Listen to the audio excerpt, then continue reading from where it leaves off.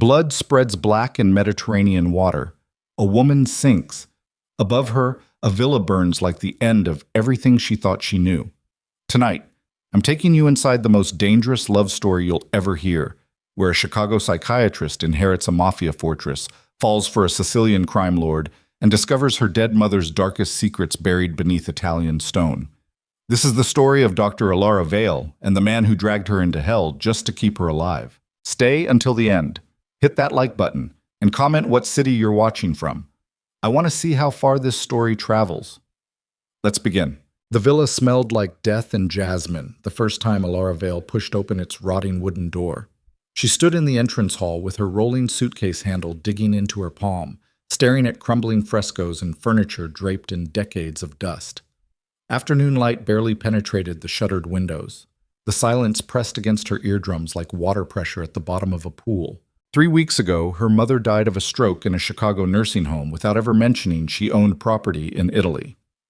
2 weeks ago, a lawyer's letter arrived with keys and a deed.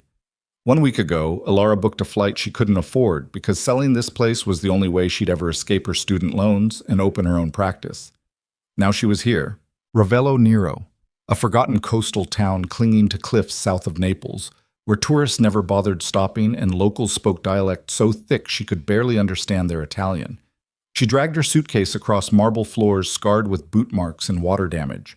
Every step echoed. The house felt larger than the photos suggested. Hallways branching in 3 directions, a stone staircase spiraling up into shadows, rooms stacked on rooms like a labyrinth built to hide things. Her phone buzzed. A text from her ex-boyfriend Marcus. Still think running to Italy will fix your control issues?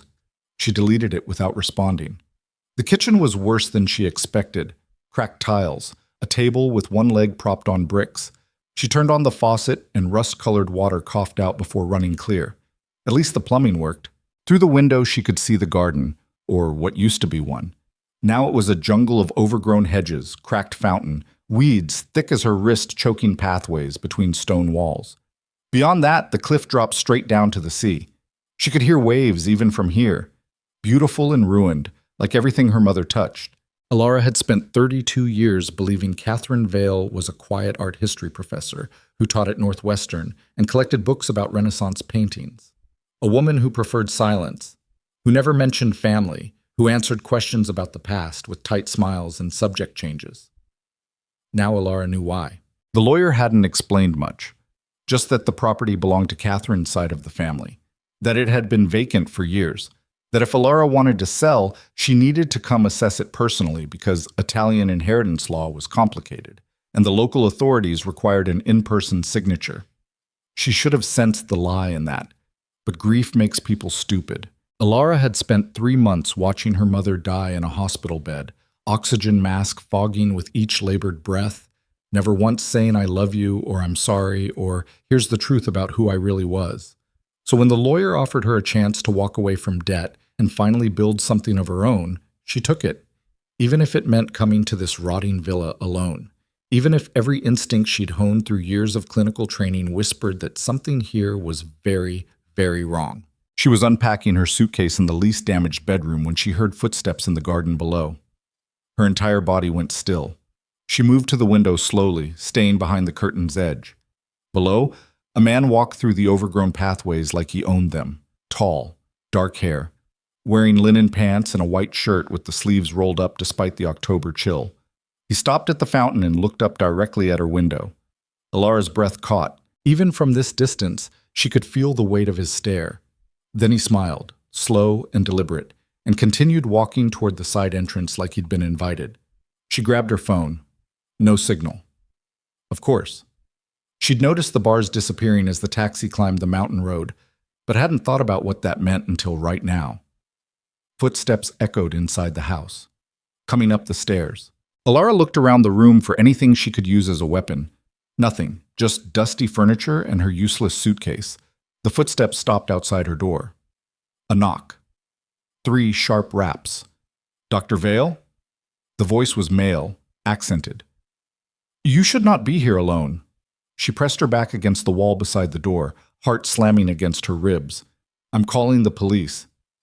With what phone? A pause. There is no signal up here. You know this already. Her jaw clenched. I have a weapon. No. You have a psychology degree and 32 years of training yourself to believe you are always the smartest person in any room. The door handle turned slowly. That will not help you now. The door swung open. The man from the garden stood in the doorway, and Alara realized the distance had hidden how dangerous he actually was. Mid-30s, 6'2". Shoulders built for violence. Face that belonged on Roman statues. Sharp jaw, brutal cheekbones, eyes so green they looked fake in the dim light. He wasn't smiling anymore. My name is Nico DeLuca, he said quietly, and you are about to get yourself killed. Alara's hands shook. She forced them still. Get out of my house. Your house? He said it like the words tasted funny. Is that what you think this is? I have the deed. You have a piece of paper. He stepped into the room. Not threatening, just occupying space like men who expect obedience always do. Do you know what this place is, Dr. Vale? What your mother was? He was a professor. She was a wolf. His eyes never left hers. And you are bleeding in a forest full of things that eat wounded animals. Alara's pulse hammered in her throat. Every textbook she'd ever read about personality disorders flashed through her mind. Narcissistic, antisocial, grandiose presentation masking core insecurity. She knew exactly what she was looking at. She just didn't know how to escape it. I'm selling this property, she said. Steady, professional. If you're interested in buying it, contact my lawyer. I've been trying to buy this property for 3 years. He moved to the window, looked out at the sea. Your mother refused every offer. She's dead now. Yes. He turned back to her. Which means the people who have been waiting for that moment are coming. What people? The kind who do not send lawyers and real estate agents. His expression didn't change. The kind who send bullets. Alara's laugh came out sharp and bitter. Is this a threat? Because I've dealt with men like you before. Rich, entitled, used to intimidating women into men like me. Nico crossed the room in 3 strides, stopped close enough that she could smell espresso and something darker underneath. You have no idea what kind of man I am. She should have stepped back. She didn't. Try me, she said. His eyes dropped to her mouth for half a second before rising again. Your mother was one of the most powerful figures in organized crime on the Amalfi Coast. This villa is not a house. It is a fortress. A safe house built on tunnels and blood money and secrets buried so deep even you, with your expensive education and professional distance, cannot see them. Alara felt the room tilt. That's insane. Is it? He pulled a phone from his pocket, showed her a photo. This is your mother 30 years ago. The woman in the image looked like Catherine. Same sharp features, same dark hair, but she stood between 2 men in suits, cigarette in hand, expression hard as gunmetal. This is photoshopped. This is archived. He swiped to another photo. Another. Catherine in evening gowns. Catherine signing papers. Catherine stepping out of cars while armed men held doors. Your mother left this place when she disappeared to America. She left her family, her empire, everything. You're lying. I am trying to keep you alive. His voice dropped. Because tomorrow night, a man named Luca Torino is coming to this villa. He has been waiting 16 years to take it, and when he realizes Catherine's daughter is here, Nico's jaw tightened. You will not survive what he does to make you talk. Alara's mind raced. None of this made sense. Her mother was quiet, boring. She taught classes about Caravaggio and drank herbal tea and never even got parking tickets. But she also never talked about her past, never let Alara visit Italy, never explained why she kept a pistol in her nightstand drawer and bars on every window of their Chicago apartment. Why are you here? Alara asked. To make you an offer. I'm not interested. You have not heard it yet. I don't need to. She moved toward the door. Get out, now. Nico didn't move. 5 million euros, cash. Transferred within 48 hours. Alara stopped. 5 million. That was more than selling would ever get her. More than she'd earn in a decade. Enough to erase every debt, fund her practice, and never worry about money again. Why? She asked slowly. Because this property is worth more than you understand. and because I do not want your blood on my hands when Torino comes. So you're a good person? His smile returned, cold. No, Dr. Vale, I am the kind of person your mother became to survive in this world, but I'm also the only chance you have of leaving Italy alive. Ilara studied him, looking for tells, micro-expressions, anything her training could use to map what he really wanted. She found nothing. Nico De Luca's face was a locked door. I need time to think, she said. You have until tomorrow night. That's not enough. That is reality. He moved past her toward the door, stopped. Do not leave the villa after dark. Do not answer the door for anyone except me. And do not trust the people in town. Half of them are loyal to families you do not know exist. And if I ignore you, then I will attend your funeral and feel briefly sad about wasted potential. He looked back at her. Lock the doors tonight, Doctor. All of them, even the ones you think no one knows about. Then he was gone. His footsteps faded down the stairs. The front door closed. Ilara stood in the empty bedroom with her heart trying to escape her chest. She should run, call the embassy, get on the first flight back to Chicago, and let lawyers handle this mess from a distance. But 5 million euros. And her mother's face in those photos, cold and powerful, and nothing like the woman who raised her. Ilara walked through the villa as sunset bled orange across the walls. She found locked doors she couldn't open. Rooms stacked with furniture under canvas sheets. A wine cellar that stretched deeper than any residential basement should. In her mother's old bedroom, she found a wall safe behind a painting. It was open. Inside, a pistol, American passport under a fake name, and a photograph of Catherine holding a baby. Ilara's hand shook as she lifted the photo. The baby was her. And behind her mother, barely visible in the background, stood a young man with green eyes and a smile that looked like violence waiting to happen. She knew that face. She'd seen it 40 minutes ago. Nico De Luca. Her mother had known him. The room spun. Ilara grabbed the pistol without thinking, checked the magazine the way Catherine taught her when she was 16, muscle memory from lessons Ilara thought were paranoid overprotection. Now she understood. Catherine hadn't been teaching her daughter to shoot. She'd been training a weapon. Ilara spent that night sitting in the kitchen with the pistol on the table and every light in the house burning. She didn't sleep, couldn't. Every sound outside made her pulse spike. Wind against shutters, waves on rocks, something that might have been footsteps in the garden. At dawn, she made coffee with shaking hands. The sun rose over the Mediterranean in shades of gold and blood. Her phone still had no signal. She was trapped. At noon, someone knocked on the front door. Ilara grabbed the pistol and moved through the hallway slowly. Through the frosted glass, she could see a man's silhouette. Not Nico. Someone shorter, wider.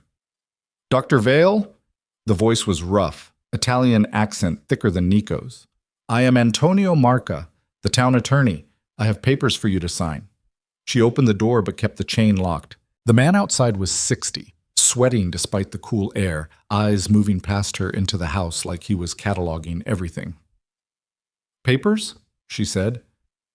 For the property transfer. The town requires... He pulled documents from his briefcase. May I come inside? No. His smile tightened. Of course. I understand. You are cautious, smart. He held the papers through the gap. Just signatures, 3 places. Then I leave you in peace. Ilara took the documents, scanned them quickly. Her Italian was decent, but the legal language made her head hurt. Something about municipal taxes and historical preservation, and her eyes caught on a name buried in paragraph 7, Torino Holdings, LLC. Her stomach dropped. What is this? She asked. Standard paperwork. The town has regulations. This transfers ownership to someone named Torino. Antonio's expression went flat. You misunderstand the language. I'm not signing this. She shoved the papers back through the gap. Get off my property. Dr. Vale? Now. His face darkened. You are making a very serious mistake. I've made worse. She slammed the door, locked it, slid the deadbolt. Through the frosted glass, she watched Antonio stand there for 30 seconds before walking away. Ilara's hands wouldn't stop shaking. She looked at the pistol on the hall table, looked at her phone with 0 bars, looked at the villa stretching dark and silent around her. Then she did the only thing that made sense. She grabbed her jacket and walked down to the town. The road descended in steep switchbacks, olive groves on both sides, the sea glittering below. Ravello Nero clung to the cliff face like something that refused to die. Narrow streets, pastel buildings, laundry hanging between windows. Tourist season was over. Most shops were closed. The few people she passed stared at her with expressions she couldn't read. She found a cafe with Wi-Fi and bought an espresso she didn't drink. Her hand shook as she typed Catherine Vale organized crime into Google. Nothing. Catherine Vale Italy Mafia. Nothing. Vale family Amalfi Coast. The first result was a Wikipedia article about a crime syndicate dismantled in 1994. The second was a newspaper archive from 2008. The third was... Her screen went black. Alara looked up. A man stood beside her table. 50s. Expensive suit. Scar across his left cheek. Behind him, 2 younger men blocked the cafe entrance. Dr. Vale, the scarred man said quietly. My name is Luca Torino, and you and I need to have a conversation about what belongs to me. Her entire body went cold. I don't know you, she said, but I know you. He sat down across from her without asking. I know you are a psychiatrist. I know you live alone in Chicago. I know you have student debt and an ex-boyfriend who texts you cruel things and a mother who lied to you every day of your life. Alara's throat closed. I also know, Torino continued, that you are sitting in my town, in my cafe, pretending you have any power in this situation. His smile was surgical. So let me make something very clear. Your mother stole from me. She took something that belonged to my family and hid it inside that villa. I have been patient, I have been reasonable, but now she is dead, and you are here, and my patience is finished. I don't know what you're talking about. The tunnels, he said. Under the villa. Your mother sealed them before she disappeared. Whatever she hid down there, money, documents, evidence, it is mine, and you are going to help me find it. I don't, or, Torino interrupted gently, I will have my men burn the villa with you inside it. Then I will dig through the ashes myself. He stood. You have until midnight to open those tunnels. If you do not, he buttoned his jacket. Well, I hope you said goodbye to people who mattered. He walked out. His men followed. Alara sat frozen in her chair, coffee cold in front of her, entire world collapsing. She didn't know about tunnels, didn't know what her mother hid, didn't know how to survive the next 12 hours. Her phone buzzed. A text from an unknown number. Come to the villa now, alone. Do not stop. Do not speak to anyone. And Nico. Alara's options dissolved into 2 choices. Trust the devil she'd just met, or die waiting for the one who wanted her dead. She ran. The climb back up the mountain road burned her lungs. Late afternoon sun turned the stones orange. Shadows stretched long and hungry. By the time she reached the villa, her legs were shaking and sweat soaked through her shirt. Nico stood in the garden. He wasn't alone. 4 men surrounded him, all armed, all watching the perimeter like soldiers. When they saw Alara, their hands moved toward weapons before Nico raised one finger. They stopped. Inside, he said. She followed him into the villa. He locked the door behind them, drew every curtain. His movements were efficient and cold. Torino came for you, he said. Not a question. How did you... Because that is what I would do. He turned to face her. What did he offer? Midnight deadline. Open the tunnels or die. And you told him? That I don't know about any tunnels. Nico's expression didn't change. He will not believe you. I'm telling the truth. That does not matter. He moved to the kitchen, poured 2 glasses of wine without asking if she wanted one. To men like Torino, truth is what he decides it is. And he has decided your mother hid something valuable beneath this house. So either you find it, or he kills you trying to make you remember what you do not know. Alara's hands clenched. Then help me. Why would I do that? Because you want whatever's down there too. His smile was sharp. Smart girl. Don't patronize me. Then do not ask stupid questions. He drank his wine. Yes, I want what your mother hid. The difference between Torino and me is that I will let you live afterward. How generous. It is, actually. He set down his glass. My offer still stands, 5 million euros. You open the tunnels, show me what is inside. Then you take your money and disappear before this turns into a war you cannot survive. And if I refuse, you die badly. I take the villa anyway, and no one remembers your name. Alara stared at him. You're a monster. Yes, no hesitation. But I'm the monster offering you a chance to live. She wanted to throw the wine in his face.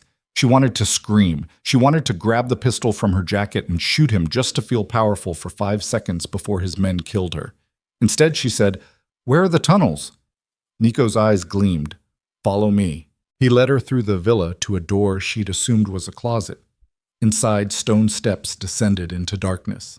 He turned on a flashlight and started down without checking if she followed. Alara did. The temperature dropped with every step. The walls pressed close. At the bottom, a hallway stretched in both directions. Old stone, iron brackets where torches used to hang, the smell of salt water and rot. "Jesus Christ," she whispered. "Your mother's family built this in the 1800s, Nico said. Smuggling routes, escape tunnels, storage for things that could not be found." He moved left without hesitation, like he'd been here before. After World War II, they expanded it, made it a fortress. "How do you know all this?" "Because my grandfather helped build it." He glanced back at her. "Our families were allies once, before your mother betrayed mine." Alara's chest tightened. "What did she do?" "That," Nico said quietly, "is why we are down here." They walked for what felt like hours. The tunnels branched and twisted. Some passages were collapsed, others opened into chambers stacked with crates and furniture covered in mold. Alara's flashlight beam caught rats scurrying along the walls. Then Nico stopped. Ahead, an iron door blocked the passage. New lock. Fresh welds. "Your mother sealed this the night she left Italy," Nico said. "No one has opened it since." "How do you know?" "Because if anyone had, we would all be dead already." He pulled a small explosive charge from his jacket. Alara grabbed his arm. "Wait. We do not have time for subtlety." He set the charge. "Get back." They retreated 20 feet. The explosion was deafening. Smoke and dust filled the tunnel.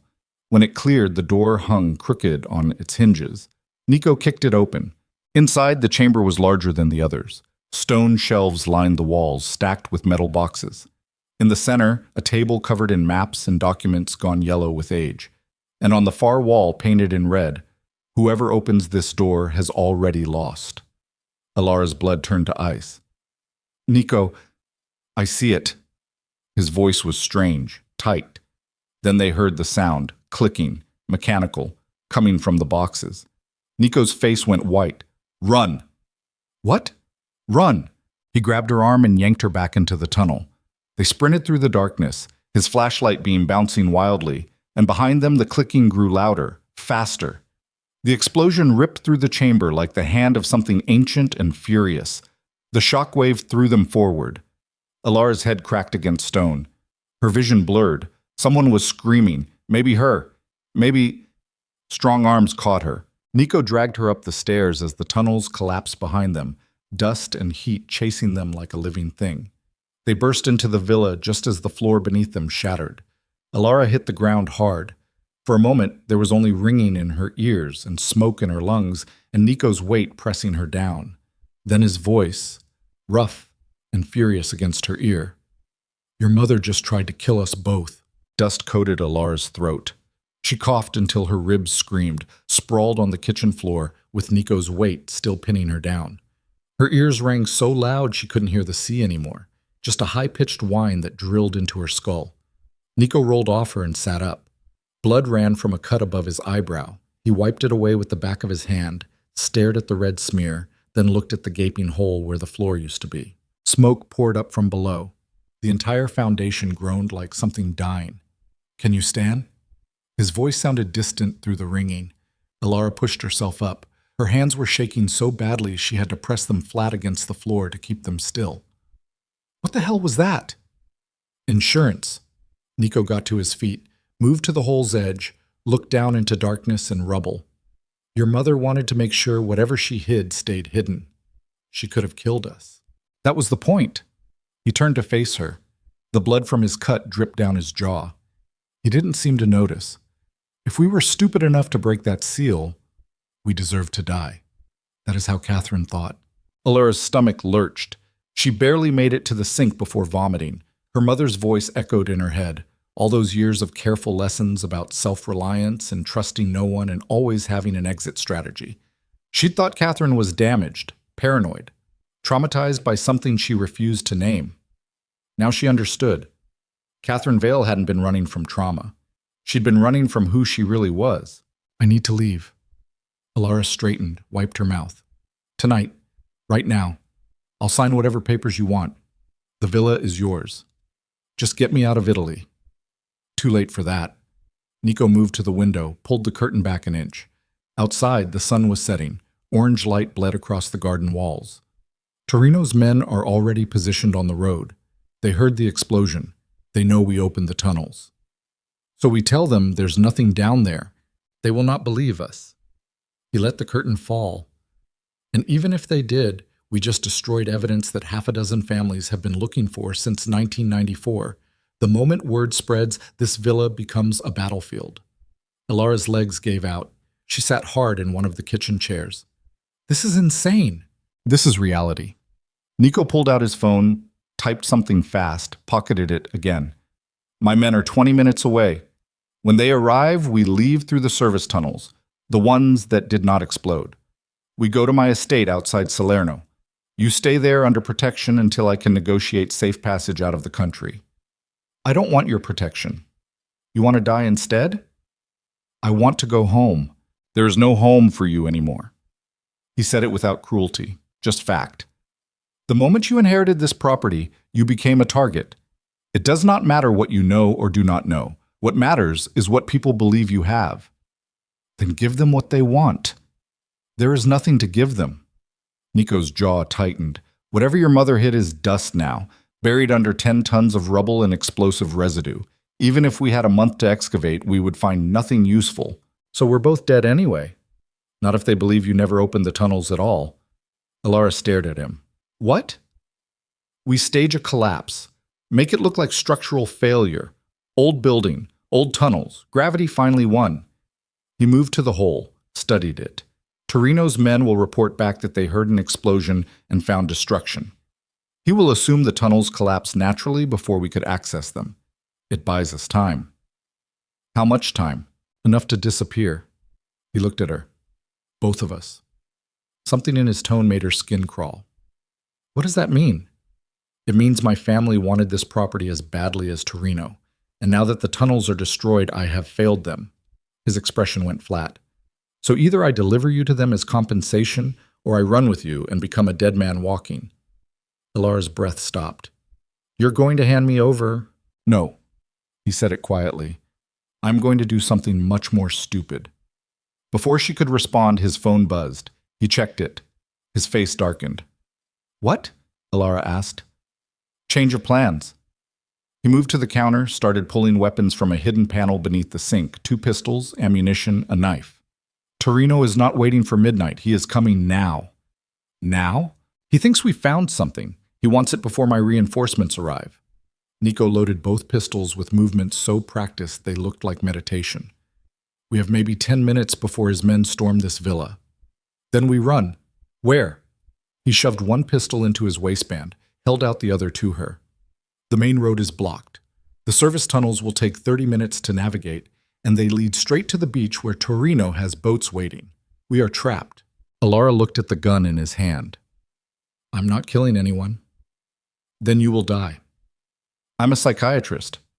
And I am a criminal. His eyes locked on hers. But tonight, we are both people trying to survive something bigger than our job descriptions. He pushed the gun closer. Take it. She did. The metal was heavier than she remembered, colder. Her mother's lessons flooded back, how to check the safety, how to aim, how to breathe through the recoil. Catherine had made her practice for hours in the basement of their Chicago apartment, paper targets with concentric circles and the smell of gunpowder and stale air. If you ever have to use this, Catherine had said, Don't hesitate. Hesitation is how good people die. How many men? Alara asked. Nico's eyebrows rose slightly. You are not arguing anymore. Arguing won't stop bullets. She checked the safety. How many? At least 6.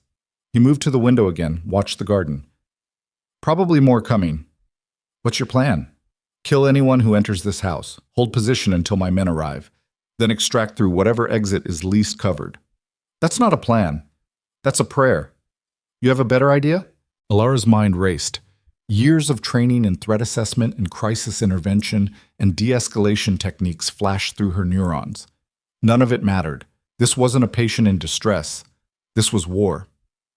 We give them what they want, she said. We just established there is nothing to... We lie.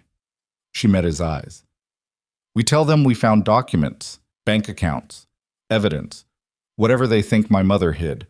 We say we'll trade it for safe passage. They will kill us the moment we hand it over. Not if we don't actually hand it over. Alara's pulse hammered. We show them something. Convince them it's real. Delay long enough for your men to arrive. Then you do whatever it is you do to make people disappear. Nico studied her face for a long moment. You are either very smart or very naive. I'm a woman who spent 6 years learning how to manipulate people's perceptions for therapeutic purposes. She lifted the gun slightly. Tonight I'm just changing the context. His smile was brief and sharp. Your mother would be proud. My mother can rot in hell. The words surprised her. She'd never said them out loud before, never let herself feel the rage underneath all the grief and confusion. But standing in a crumbling villa with a loaded gun and a stranger who might be the only thing between her and a shallow grave, pretending became impossible. Catherine Vale had done this to her. Every lie, every omission, every time she refused to answer questions about her past, or why they moved apartments every 3 years, or why she kept forged passports in a safe deposit box. She'd known this was coming, and she'd let Alara walk into it blind. There's no time to make forgeries, Nico said. If we are going to sell this lie, we need real documents. Then we use real documents. Alara moved to the hall, to her mother's bedroom. The safe was still open. She grabbed everything inside, passport, papers, old photographs, spread them on the bed. These look like they came from the tunnels. They are personal effects. Torino does not know that. She found a kitchen drawer, dumped its contents, lined the drawer with papers and photos, made it look like an artifact recovered from underground storage. We say this is what we found before the explosion. We say there's more, but it's buried now. We negotiate for equipment and time to excavate in exchange for sharing whatever we recover. He will never agree. He'll agree if he thinks the alternative is getting nothing. Alara looked up at Nico. Men like him don't want to destroy value. They want to extract it. If he believes we have leverage, he'll pause long enough to calculate his options. And when he realizes we are lying, then you shoot him. Nico's laugh was short and humorless. I like you better than I thought I would. Don't! Alara shoved the drawer at him. I'm not on your side. I'm on my side. Once we're out of this, I never want to see you again. Fair enough. He took the drawer, studied the contents. This might actually work. It has to. Because the alternative was unthinkable. They heard the vehicles before they saw them, engines grinding up the mountain road, headlights cutting through dusk. Nico moved to the front windows and counted silently. 3 cars, he said. 15 men, maybe more. That's more than 6. Torino is not taking chances. He turned to her. Last opportunity to run. There are horses in the stable. If you leave now, you might reach the highway before they cut you off. And you? I hold them here as long as I can. Alara should have taken the offer. Every survival instinct screamed at her to grab those keys and disappear into the dark. Let Nico De Luca and Luca Torino and all the other monsters in this nightmare kill each other while she escaped. But she thought about the photo in the safe, her mother holding her as a baby, Nico standing in the background, 2 families connected by something older than her entire life. What did my mother do to yours? She asked. Nico's expression went carefully blank. That is not relevant. You said she betrayed you. I want to know how. Why? So you can decide whether I deserve mercy? So I can decide whether I'm making a deal with someone who will stab me in the back the first chance he gets. The engines cut off outside. Car doors slammed. Men's voices barked orders in Italian too fast for her to follow. Nico listened for a moment, then looked back at her. "Your mother and my father were lovers," he said, "before she married, before she left Italy. They planned to run the syndicate together, her family's connections, and his muscle. But 2 weeks before their wedding, she vanished, took $3 million in cash and left my father to face her family's enemies alone." His jaw worked. They executed him in his own driveway. Made me watch. I was 9 years old. Alara felt the room tilt again.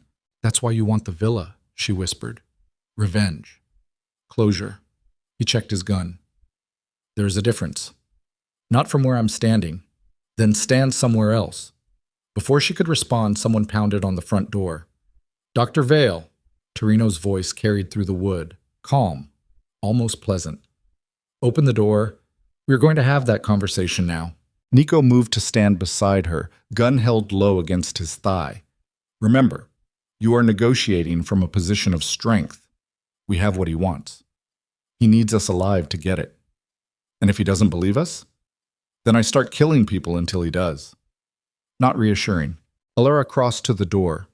Her hand shook as she unlocked it. She forced the tremor still through sheer willpower, something Catherine taught her during those late-night training sessions when Alara thought her mother was just paranoid about home invasions. The door swung open.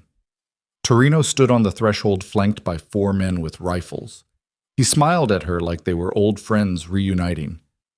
"Dr. Vale, you look terrible." "I've had a rough day." "I imagine so." His eyes moved past her to Nico. "DeLuca, I heard you were sniffing around this property. I should have known you would beat me here." "You were always slow, Luca." Nico's gun stayed hidden, but his stance shifted subtly. Ready. "Even as children. And you were always reckless." Torino stepped inside without asking permission. His men followed. They spread out through the entrance hall, checking corners, hands on weapons. "So, where is it?" "Where is what?" Alara kept her voice steady. "Do not play stupid." Torino's smile disappeared. "The explosion was heard in town. Half my men are searching the cliffs for debris. What did you find in those tunnels?" "Nothing you can use anymore?" Nico moved slightly, putting himself between Torino and Alara. "The charges your old friend Catherine left behind collapsed most of the structure. Whatever was hidden down there is buried now." "Most?" Torino's eyes sharpened. "Not all?" This was it. Alara held up the drawer lined with documents and photos. "We recovered this from an auxiliary chamber. Financial records. Dates and account numbers. Photographs with names written on the back." She set it on the hall table. "But there's more. We saw metal cases, ledgers. Before the explosion sealed everything off." Torino moved closer, picked up one of the photographs.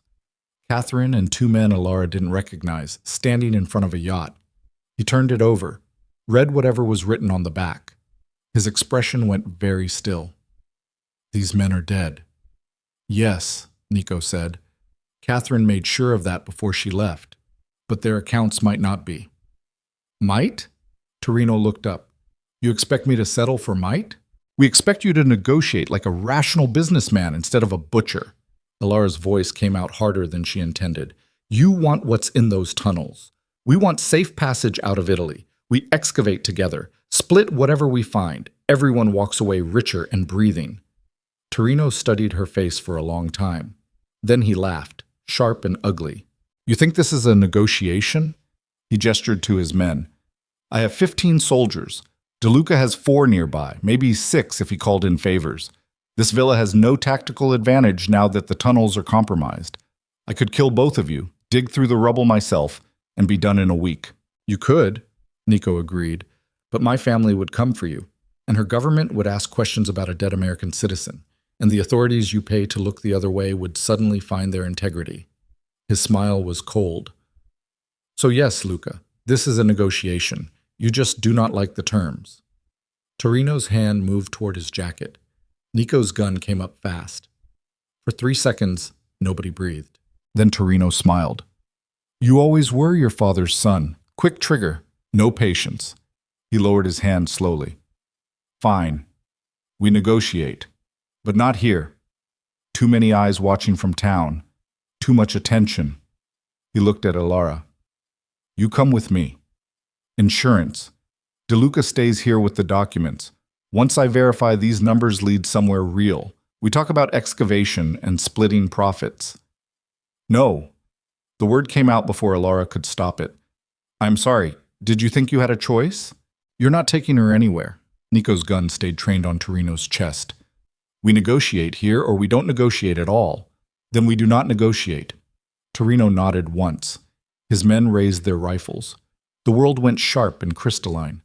Alara saw everything. Dust motes in the air, blood still drying on Nico's face, Torino's finger tightening near his jacket where a weapon probably waited. She understood with perfect clarity that in about 2 seconds people would start dying. Maybe her, maybe everyone. Wait. Her voice cut through the tension. I'll go. Alara? Nico started. I'll go with him, she repeated. Looked at Torino. But Nico keeps the documents. And if anything happens to me, he burns them. You get nothing. Torino's smile returned. Smart girl. I'm a smart woman. She met his eyes. And if you call me girl again, I'll put a bullet in your knee before your men can stop me. For a moment, Torino just stared at her. Then he laughed. Actually laughed. You really are Catherine's daughter. He gestured to the door. After you. Alara looked back at Nico. His face was a mask, but his eyes said everything. This is a mistake. You will die. I cannot stop it. She gave him the smallest nod, then walked out the door with Luca Torino and his armed men into the gathering dark. They put her in the back of a black Mercedes. 2 guards sat on either side of her, rifles across their laps. Torino took the front passenger seat. The driver, a kid who couldn't be older than 20, started the engine without speaking. The convoy descended the mountain road in silence. Alara counted heartbeats, tried to remember her training, hostage situations, de-escalation techniques, building rapport with captors. None of it felt real anymore, just words from textbooks written by people who'd never had guns pointed at them. They drove for 20 minutes before turning onto a narrow side road that disappeared into olive groves. The villa appeared gradually, old stone, lit windows, high walls. Nothing like the fortress Torino's reputation suggested. Almost charming. That scared her more than the weapons. They parked in a courtyard. Torino opened her door himself, offered his hand like a gentleman. She ignored it and climbed out on her own. Stubborn, he observed, like your mother. You didn't know my mother. I knew her longer than you did. He led her through an arched doorway into a dining room. Long table, crystal chandelier. A meal already laid out, pasta, wine, bread. Please, sit, eat. We have time. Time for what? To understand each other. He pulled out a chair. I am not a monster, Dr. Vale. I am a businessman who has been very patient about recovering stolen property. But patience has limits. Alara sat because standing felt more dangerous. Torino took the seat across from her, poured wine into 2 glasses, pushed one toward her. She didn't touch it. 27 years ago, Torino began, Catherine Vale walked into my father's home and shot him in the head. Then she disappeared with money that belonged to 3 families, mine, DeLuca's, and her own. She burned bridges, killed witnesses, vanished so completely that for years we thought she was dead. He sipped his wine. Then 6 months ago, we learned she was dying in Chicago. We sent people to ask questions, to find out where she hid our money, but she refused to speak. Good, Alara said. I thought so too. Torino smiled, because it meant she hid something worth protecting, and the only place she could have hidden it was here, in the villa her family built, in tunnels she sealed the night she left. Whatever she hid is destroyed now. Perhaps, or perhaps you and DeLuca found it before the explosion, and you are lying to buy time. He leaned forward. So let me make something very clear. I do not need you alive, Dr. Vale. I need you cooperative. There is a significant difference. The threat hung in the air like smoke. Alara's training finally kicked in. She leaned back, mirrored his posture, kept her voice level. If you thought we found something, you would have taken it from us already. The fact that you brought me here means you're not sure, which means you need me more than you want to admit. Torino's expression went flat. Careful. I'm always careful. She met his eyes. Here's what I know. My mother destroyed everything before she died. Not because she wanted to protect money, because she wanted to protect Me. If you excavate those tunnels, you'll find rubble and ash. But if you kill me, Nico DeLuca goes to war with you. And even if you win that war, you've spent resources and attention on a grudge instead of profit. She paused. So the smart move is to let me go. Write this off as a loss. Move on. The smart move, Torino said quietly, is to make an example of you. Show everyone what happens when people steal from my family, even if it takes 27 years. Then you're not a businessman. You're just another thug with a fragile ego. The slap came fast. Alara's head snapped sideways. Her cheek burned. Blood filled her mouth where her teeth cut her lip. But she didn't cry out. Didn't give him the satisfaction. She turned slowly back to face him. Spit blood on his expensive table. Is that supposed to scare me? Torino's hand twitched toward his jacket. One of the guards stepped forward. Then a phone rang. Torino pulled it out, answered, listened. His face went pale. When? He asked. Pause. How many? Another pause. Then, stall them. I am coming. He hung up. Looked at Alara with something new in his eyes. Fear. What? She asked. DeLuca did not call 4 men for backup. Torino stood. He called 40. The room seemed to shift. What does that mean? It means, Torino said slowly, he is not trying to extract you safely. He is declaring war. He gestured to his men. Bring her. They dragged Alara out of the dining room, through hallways lit with sconces, downstairs that smelled like wine and mold, into a basement converted into something that looked like a command center, monitors showing camera feeds, radios crackling with voices, men moving with military precision. On the screens, Alara could see the villa. Her villa, surrounded by vehicles and armed figures moving through the darkness like sharks circling prey. Jesus Christ, she whispered. Your boyfriend is going to get a lot of people killed tonight. Torino moved to the monitors, started barking orders in Italian. His men responded instantly, grabbing weapons, loading into vehicles visible on another camera feed. He's not my boyfriend. Then what is he? Alara didn't have an answer. She watched the monitors, watched Nico's forces close in on Torino's position, watched this thing spiral completely out of control. And she realized with horrible clarity that she'd been wrong. This wasn't about money anymore. This wasn't about property or revenge or old grudges. This was about 2 men who'd been raised in violence finally getting permission to unleash it, and she was the excuse they'd been waiting for. I want to talk to him, she said. No. Let me talk to Nico. I can stop this. No, you cannot. Torino didn't even look at her. This was always going to happen. You just gave us an excuse to start. Then let me go. Take me back to the villa. Use me to negotiate. You think you matter? Now Torino turned. His face was hard. You think this is about you? You are a spark, Dr. Vale. Nothing more. The fire was already burning. One of his men shouted something. Torino moved to another monitor. On the screen, vehicles approached the estate. 3 black SUVs moving fast. Nico's reinforcements. Lock it down, Torino ordered. No one in or out. Gates closed across the courtyard. Men took positions behind walls. On the monitor, the SUVs stopped just outside rifle range. Nothing happened for 30 seconds. Then all 3 vehicles exploded simultaneously. The blast was so bright it whited out the cameras. When the image returned, flaming wreckage blocked the road and figures were running through the smoke. Not retreating, advancing. They are pushing, one of Torino's men said. Through the fire. How many? All of them. Torino's jaw clenched. He looked at Alara. Do you understand now? DeLuca does not want you back. He wants me dead. And he is using you as justification to finally make it happen. The words hit like fists. Because Alara saw the truth in Torino's eyes. Nico had lied to her. He'd never intended to extract her safely. He'd sent her with Torino knowing exactly what would happen. That Torino would take her somewhere secure, somewhere Nico could track, somewhere he could justify attacking with overwhelming force. She wasn't a hostage. She was bait. You son of a bitch, she whispered. But Nico couldn't hear her. On the monitors, the first shots were fired, and the war neither of them could stop anymore began. Gunfire crackled through the speakers like something alive and hungry.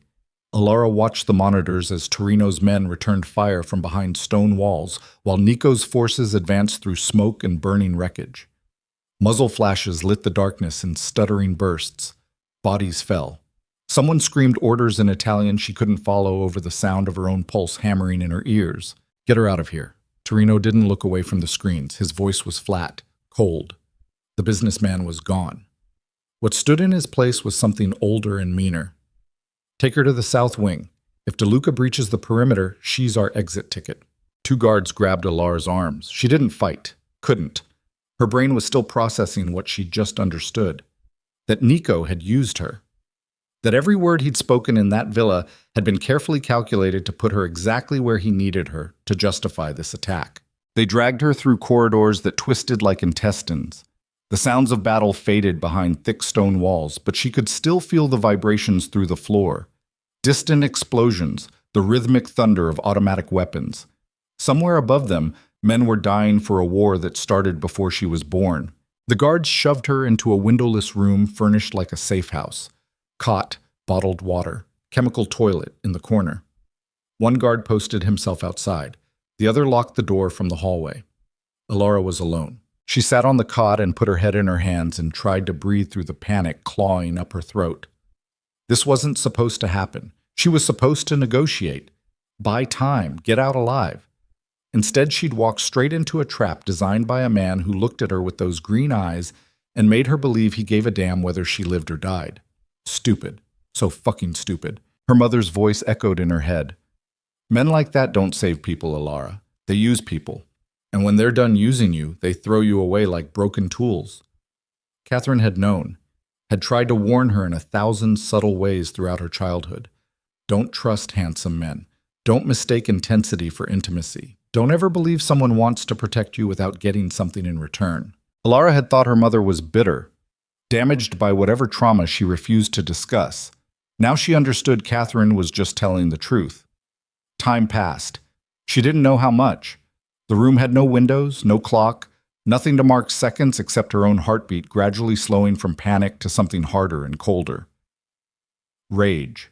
Pure distilled fury at Nico DeLuca for using her, at her mother for leaving her this nightmare inheritance, at herself for being arrogant enough to think her psychology degree and professional training meant anything in a world where violence was currency and human life was just another asset to trade. The door opened. Torino stepped inside alone. Blood spattered his shirt. Soot marked his face, but he was smiling. "Your boyfriend is very persistent." He closed the door behind him. "He lost 12 men getting through the gate, another 8 trying to breach the main house. All for you." The smile widened. "Or so he claims. I told you, he's not my boyfriend. No, he is something much more dangerous." Torino sat on the cot beside her, close enough that she could smell gunpowder and sweat. "He is a man trying to finish what his father started, and you are the excuse he needed to do it without his own family calling him reckless." Alara's stomach turned. "What? Did he tell you about his father? About Lorenzo DeLuca and the night Catherine shot him?" Torino pulled a cigarette from his pocket, lit it with a silver lighter. Lorenzo was not just her lover. He was her partner. They ran operations together, moved money together, killed people together. Then one night, Lorenzo got greedy. He tried to cut Catherine out of a deal worth 50 million euros. He exhaled smoke. She found out, shot him 6 times, once in each knee, each elbow, and twice in the stomach, made him bleed out slowly while his 9-year-old son watched from a locked closet. The room tilted. "That's not—" Nico said she abandoned him, that she took money and ran. She took the money Lorenzo tried to steal from her. Torino's eyes were empty. "But she left his son alive. Do you want to know why?" Alara couldn't speak.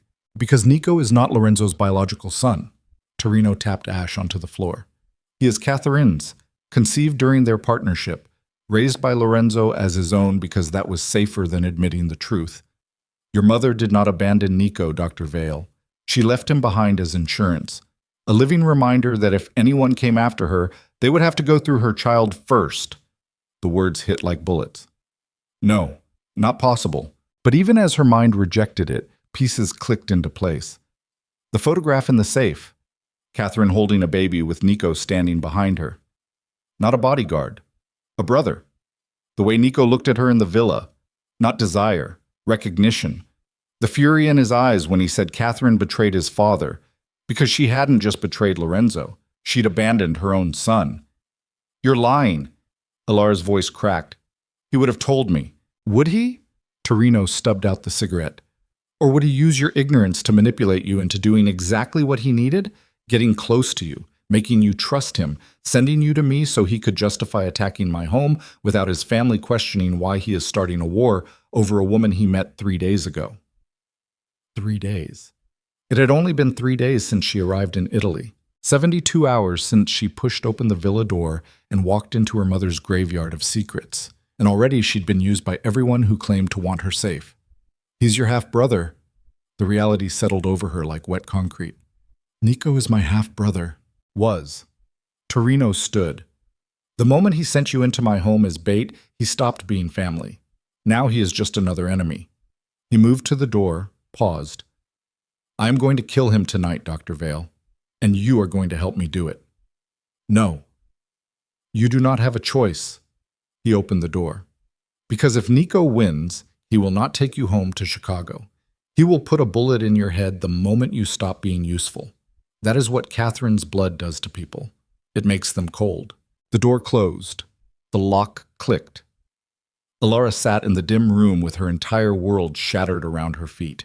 Every assumption she'd made, every decision, every moment she'd looked at Nico and felt something electric and dangerous and thought maybe, just maybe, there was a man underneath the violence who saw her as more than a pawn. She'd been wrong, and her mother had known it would happen. That's why Catherine never spoke about Italy, never explained the villa or the family, or why she kept a gun under her pillow and bars on the windows. Because the truth was worse than anything Alara could imagine. Her mother hadn't been protecting her from enemies. She'd been protecting her from the inheritance built into her DNA. The door opened again 15 minutes later. Not Torino this time. A woman, 50s, elegant, even covered in dust and blood. She carried a first aid kit and moved with the confident efficiency of someone who'd patched bullet wounds before. Your face, the woman gestured to Alara's cheek where Torino had hit her. It will bruise, but nothing is broken. Who are you? Elena, Torino's sister. She sat beside Alara, opened the kit, pulled out antiseptic and gauze. Hold still. Why are you helping me? Because my brother is an idiot. Elena dabbed antiseptic on the cut inside Alara's mouth. The sting made her eyes water. He thinks violence solves everything. It does not. It just makes more violence. Sounds like you've got the wrong family business. I did not choose this business. I was born into it. Like you. Elena's hands were surprisingly gentle.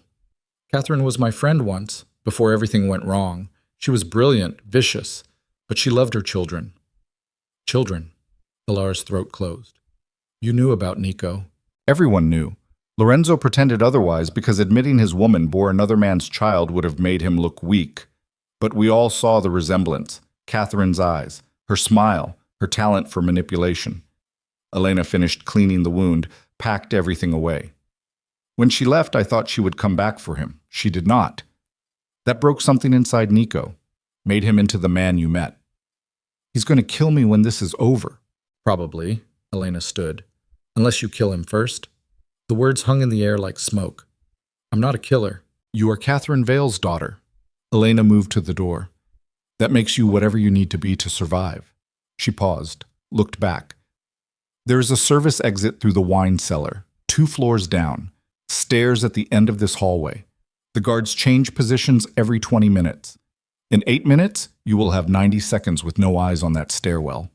Her expression didn't change. What you do with that information is your choice. Then she was gone. Alara stared at the closed door. Processing, calculating. Every instinct screamed this was another trap. Another manipulation. Elena was Torino's sister. Why would she help someone her brother was holding prisoner? Unless she was telling the truth. Unless she really had been Catherine's friend and saw something in Alara worth saving. Or unless this was all part of some larger game Alara couldn't see yet. 6 minutes left. Alara stood, moved to the door, pressed her ear against it, heard nothing. The guard must be at the far end of the hallway. She tested the handle slowly, locked. But the mechanism was old, residential, not designed for serious security. She looked around the room. The cot had metal legs. She kicked one until it bent, pulled it free, jammed it into the door crack, and pried. The lock popped on the third try. The hallway beyond was empty. Stone walls, sconces throwing weak yellow light. To her left, a corner where the guard would be positioned. To her right, the stairwell Elena mentioned. 4 minutes left. Alara moved right, kept her footsteps light. Every shadow made her pulse spike. She reached the stairwell and looked down into darkness that smelled like mold and old wine. Somewhere above, the battle continued. She could hear it through the walls. Fainter now. Either the fighting was moving away or everyone was running out of bullets. She descended fast. The stairs spiraled down and down. 2 floors, 3. Had Elena said 2, or had Alara misheard? She kept going. The stairwell ended in a basement carved from natural rock. Wine racks lined the walls, bottles thick with dust. At the far end, a heavy wooden door with an iron bar across it. The service exit. Alara ran to it, lifted the bar. It was heavier than it looked. Her shoulders screamed. The bar fell away with a clang that echoed like thunder. She froze. Listened. Nothing. She pulled the door open. Cold air rushed in. Beyond it, a tunnel cut through stone. Old smuggling route. It had to be.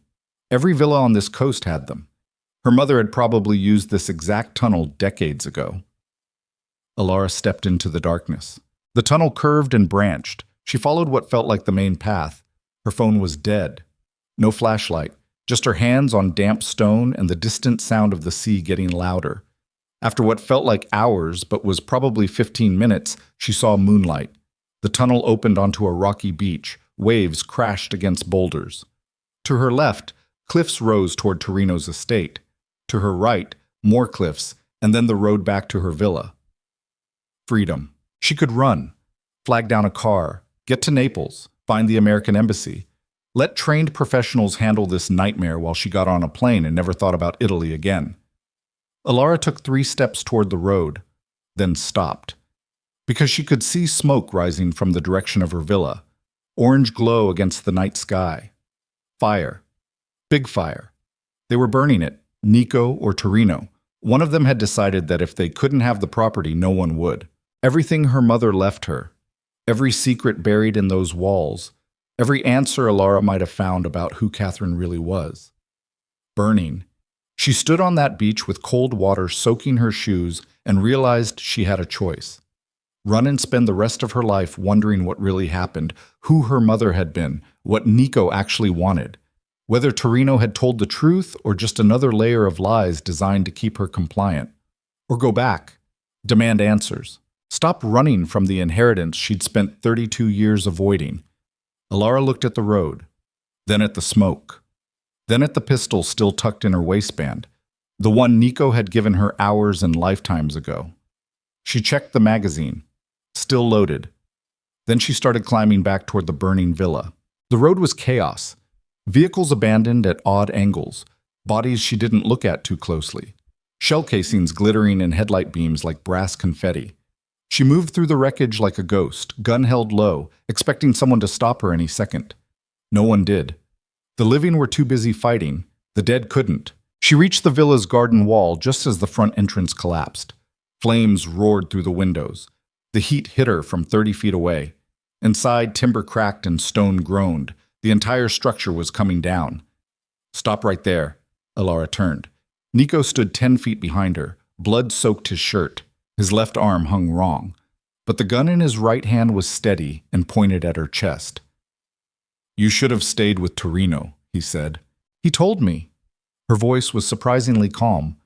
About you, about Catherine, about what you really are. And what am I? A liar. She lifted her own gun. My half-brother, who used me to start a war. Something flickered in his eyes. Not surprise. Recognition. Torino talks too much. Is it true? Does it matter? Nico took a step closer. You hate me either way. I want to know if my mother abandoned 2 children, or just one. She abandoned everyone. His jaw clenched. Catherine Vale cared about one person. Herself. The rest of us were just insurance policies and exit strategies. Then why did she keep that photo? You and her and me. Because even monsters get sentimental. Another step. Lower your weapon, Alara. No. I am not going to kill you. You already did. She kept the gun trained on his center mass. The moment you sent me to Torino knowing exactly what he would do, you murdered who I was 3 days ago. Now we're just standing in the ashes. Nico's expression went flat. Dramatic. Accurate. Her finger moved to the trigger. Did you ever plan to help me leave Italy? Or was I always just bait? Both. He said it without hesitation. You were bait, but I was going to keep you alive after. Get you new documents, money, a life somewhere Torino could not reach you. He paused. That was the plan. Was? Before you ran. His eyes were cold. Now, I do not know what you have told him, what deals you have made, whether you are standing here because Elena let you go, or because Torino sent you as his countermove. So shoot me. Alara's hands didn't shake. If you think I'm a threat, pull the trigger. I do not want to. Then what do you want? To burn it all down. He gestured toward the villa with his gun. Every secret, every lie, every connection to the people who made us what we are. His voice dropped. Starting with that house. It's already burning. Not enough. He moved past her toward the garden gate. There is one place the fire has not reached yet. One room they cannot touch because it is sealed behind steel and concrete. Alara's breath caught. The safe room. Under the master bedroom. Where Catherine hid the real secrets. Nico looked back at her. The tunnels that exploded were misdirection. Expensive misdirection, but misdirection nonetheless. What we need is upstairs. We? You want answers. I want closure. Same destination. Different reasons. He lowered his gun. So decide. Come with me one more time, or run and spend your life wondering what Catherine left behind. Every rational thought told her to run, but Alara was done being rational. She followed him through the gate. The heat inside the villa was suffocating. Smoke choked the air. They moved through collapsing hallways with burning timber raining around them. Twice, Nico had to kick down doors blocked by debris. Once, part of the ceiling fell and he threw her against the wall, his body shielding hers from falling stone. They reached the master bedroom. The door was intact, but the walls around it were already buckling. Nico went straight to the closet, tore back a section of false wall. Behind it, a keypad. You know the code? Alara asked. I know what Catherine would use. He punched in numbers. The keypad beeped. Something heavy unlocked behind the wall. A steel panel slid back, revealing a stairwell down into reinforced concrete. They descended into a room built like a bunker, climate-controlled, fireproof, lined with filing cabinets and old computers and stacked boxes labeled in Catherine's precise handwriting. Alara recognized that handwriting from grocery lists and birthday cards and professor notes left on her bedroom door growing up. Seeing it here, on boxes marked evidence and insurance and contingency, made her want to scream. Take whatever you want, Nico said. We have maybe 5 minutes before the fire compromises the structure. Alara moved to the nearest cabinet, pulled open a drawer. Inside, folders thick with documents, photographs, old newspaper clippings. She scanned headlines. Triple murder in Salerno, shipping magnate found dead, American woman wanted for questioning. Catherine's face stared back from a photo clipped to a file marked active, not the quiet professor Alara knew. The woman in this photo wore diamonds and fury, stood beside men in suits who looked at her like she was something holy and terrible, smiled at the camera like she owned every person who might see the image. She was beautiful, Alara whispered. She was a predator. Nico was going through a box across the room. And predators do not retire. They just find new hunting grounds. He pulled out a leather journal, flipped through pages. His expression went very still. What? Dates. His voice was strange. The dates do not match what we were told. What dates? He handed her the journal.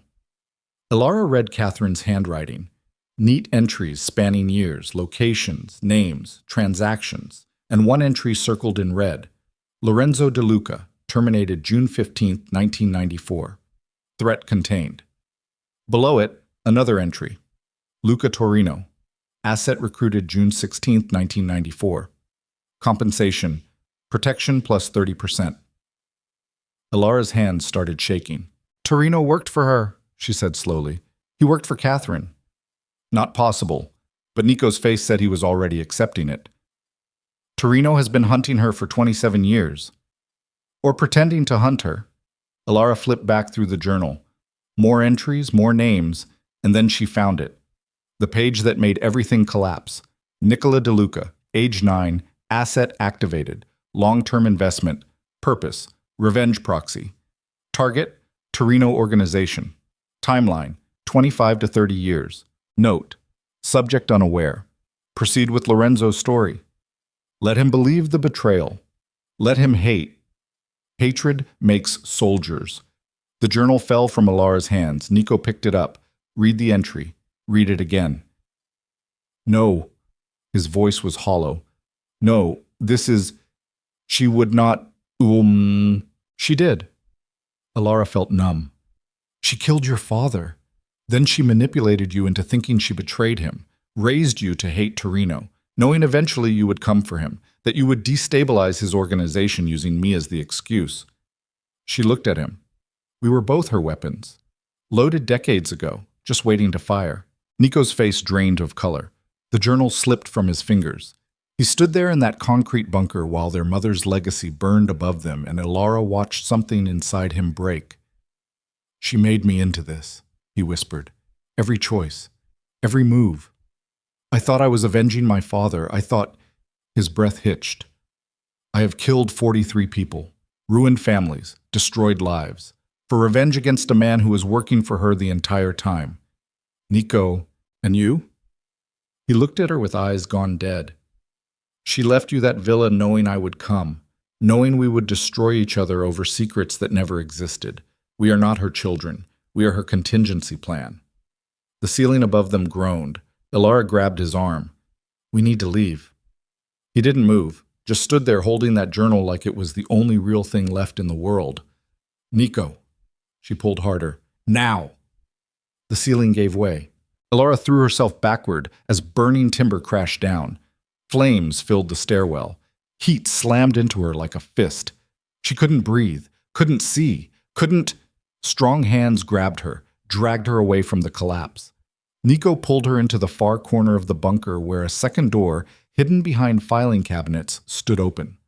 Emergency exit, he gasped. Go. They crawled through a tunnel barely wide enough for their shoulders. Behind them, the bunker filled with smoke and fire. The heat chased them like something alive. Ilara's lungs burned, her vision tunneled, then cold air. They spilled out onto rocky ground behind the villa. The entire structure was collapsing now, walls falling inward, roof caving, her mother's fortress eating itself. Ilara lay on her back, gulping air. Beside her, Nico did the same. They didn't speak. Couldn't.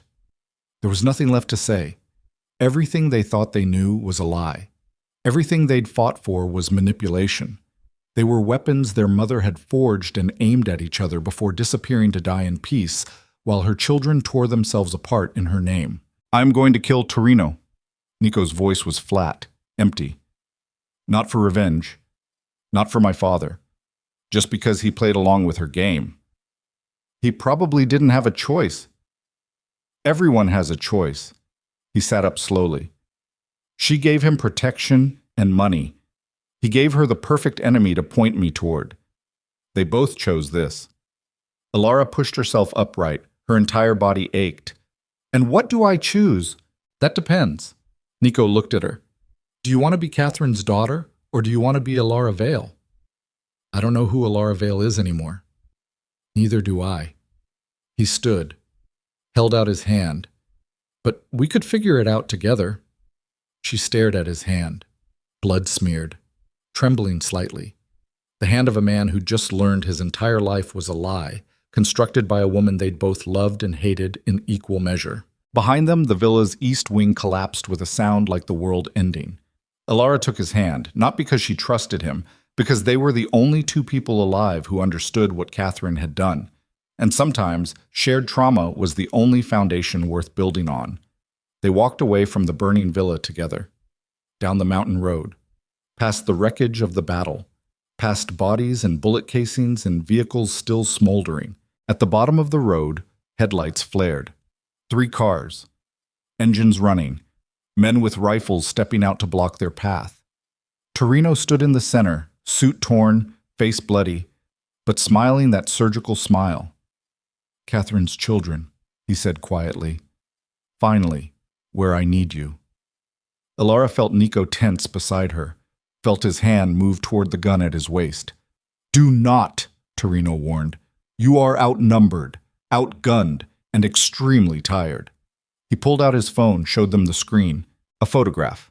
Catherine, recent, hospital bed, tubes and monitors. And beside her bed, Luca Torino holding her hand. "She called me the day before she died," he said. "Asked me to finish what she started. Said you would both come here. Said you would burn everything down trying to find answers that do not exist." His smile widened. She was right. She always was. Nico's gun cleared his waistband. Torino's men raised their rifles. Alara grabbed Nico's arm. "Don't." "He knew." Nico's voice shook with rage. "He knew everything, and he played us anyway. Because that is what Catherine paid me to do." Torino pocketed his phone. "And now the game is finished, so you have one choice. Come with me. Answer my questions about what you found in that bunker, or die right here on this road." "Those are not real choices," Alara said. "No." Torino's expression went cold. "They are just different speeds of dying. But at least one way you get a few more hours to hate your mother before the end." The rifles didn't waver. Nico's hand tightened on his gun. Alara looked at the men surrounding them, counted barrels, calculated angles, came to the same conclusion any rational person would reach. They were going to die tonight. The only question was whether they died fighting or died cooperating. She thought about Catherine, about the journal, about decades of manipulation that led to this exact moment on this exact road with her mother's final weapon pointed at her children. Then she made the only choice that felt like her own. "Okay," she said. "We'll come with you." Nico looked at her like she'd lost her mind. Torino's smile turned genuine. "Smart girl. But first," Alara continued, "you tell us what Catherine really wanted, what this was really about. Because if we're going to die for her games, we deserve to know the rules." Torino considered this, then gestured to his men. They lowered their rifles slightly. "Not much, just enough. Your mother," he said slowly, "did not want revenge or money or power. She wanted to erase herself. Every connection, every witness, every piece of evidence that Catherine Vale ever existed." He looked between them. "And she knew the only way to do that was to make her children kill everyone who remembered her, starting with me, ending with each other." The words settled like poison. "We were supposed to murder each other," Alara whispered. "Eventually," Torino nodded. "After you eliminated all her enemies, after you destroyed every trace of her empire. The final act was you two turning on each other. Last survivors killing the only other person who knew the truth." He paused. "She planned this for 30 years. Every move, every manipulation, right down to the journal you found. She wanted you to know she did this. Wanted you to die understanding exactly how thoroughly she used you." Nico's gun dropped slightly. Not lowering it, just his arm getting tired from holding on to rage. "So what now?" His voice was dead. "You kill us anyway?" "I have not decided yet." Torino lit a cigarette. "Part of me wants to let you go. See if you actually kill each other like Catherine predicted. But another part of me thinks that is exactly what she would want. For me to set you loose like rabid dogs." He exhaled smoke. "So maybe I kill you both right here. Final middle finger to a dead woman who thought she could play us all forever. Or," Alara said carefully, "you let us leave, and we disappear. And Catherine's plan dies unfinished, the ultimate failure for a woman who planned everything."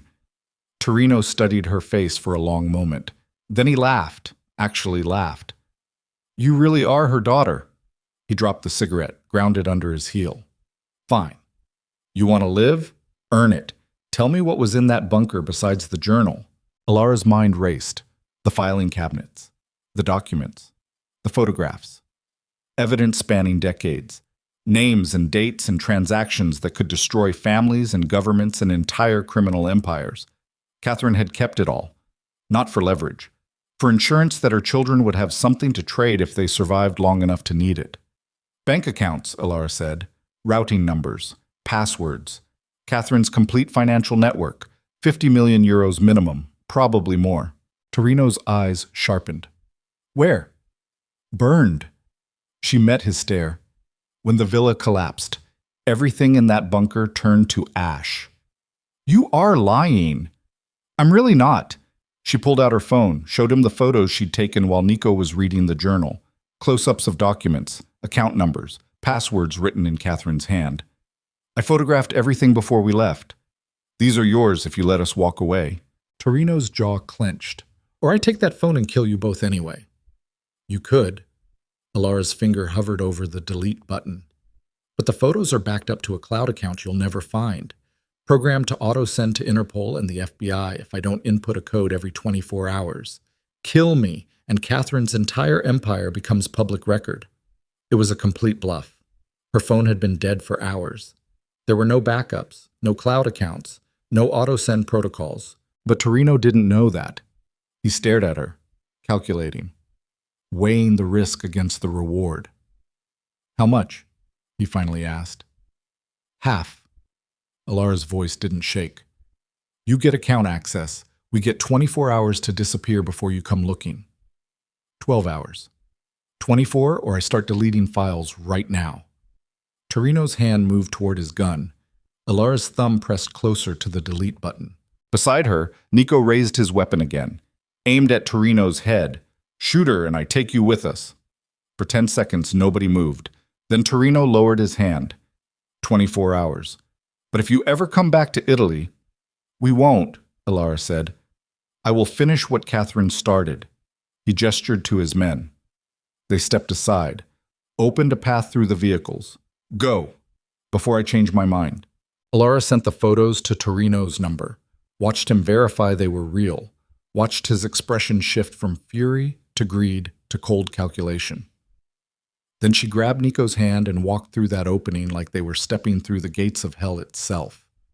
They didn't run, didn't look back, just walked down that dark road together while armed men watched and Torino's laughter followed them into the night. That was insane, Nico said when they were finally out of rifle range. That was survival. Alara's hands were shaking now. Adrenaline crash hitting all at once. And we have 24 hours before he realizes those accounts are probably empty. What? Catherine wouldn't leave actual money where we could find it. Those numbers are bait, or misdirection, or already cleaned out years ago. She looked at him. But Torino will waste weeks trying to access them before he admits he was played one last time. Nico stared at her, then started laughing. Sharp, broken sounds that turned into something that might have been sobs if he'd been anyone else. We are exactly what she made us, he said. Liars using other liars. No, Alara stopped walking. We're survivors. There's a difference. Is there?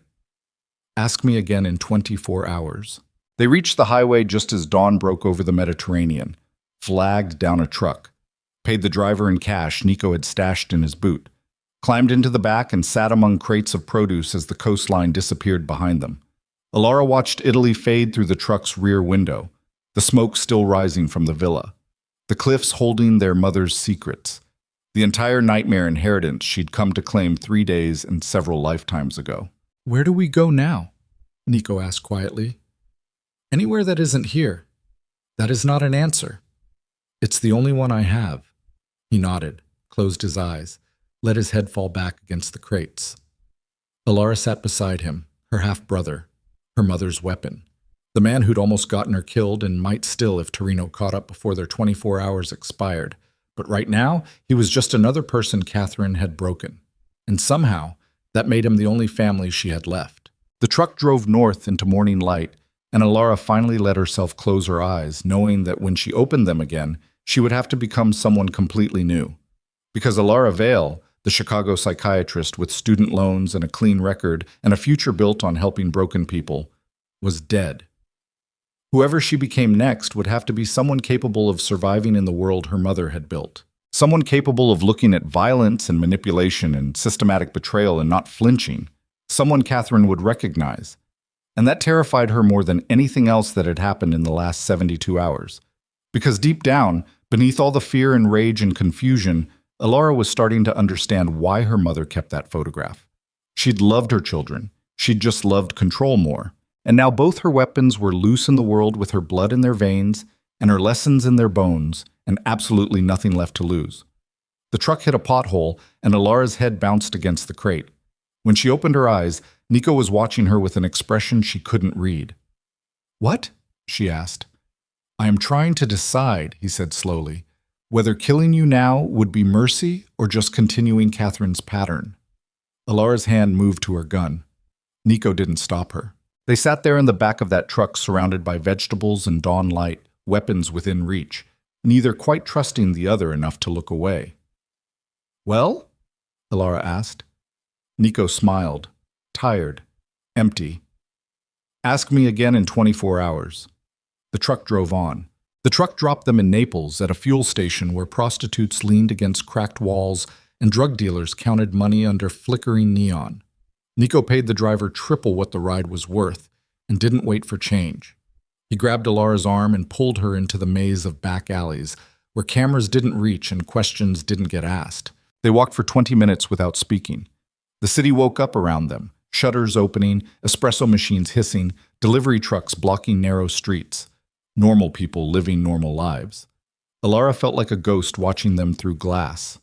Nico stopped at a pharmacy, went inside alone. Came back with bandages, antiseptic, and a burner phone still in its package. They kept moving. "Where are we going?" Alara finally asked. "Somewhere I can think without wondering if Torino's men are following us." He turned down an alley so tight their shoulders brushed both walls. "There is a safe house near the port, off the books. My father used it for—" He stopped.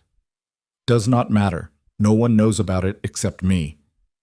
Your father who wasn't actually your father. The man who raised me." Nico's voice went flat. "That counts for something." "Does it?" He didn't answer.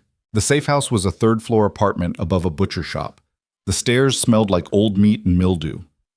Nico unlocked 3 separate deadbolts before pushing the door open. Inside, the space was sparse. Mattress on the floor, folding table, 2 chairs, kitchenette with a hot plate. 1 window overlooking the alley. Bars on the outside. Alara locked the door behind them. Checked the window. Saw nothing but washing lines and graffiti. "Sit," Nico said. He was opening the first aid supplies, laying them on the table with mechanical precision. "That cut above your eye needs cleaning." "I'm fine." "You have blood in your hair and you are limping. Sit down." She sat. He worked in silence, dabbed antiseptic on her cuts with movements that were surprisingly gentle for hands that had killed 43 people.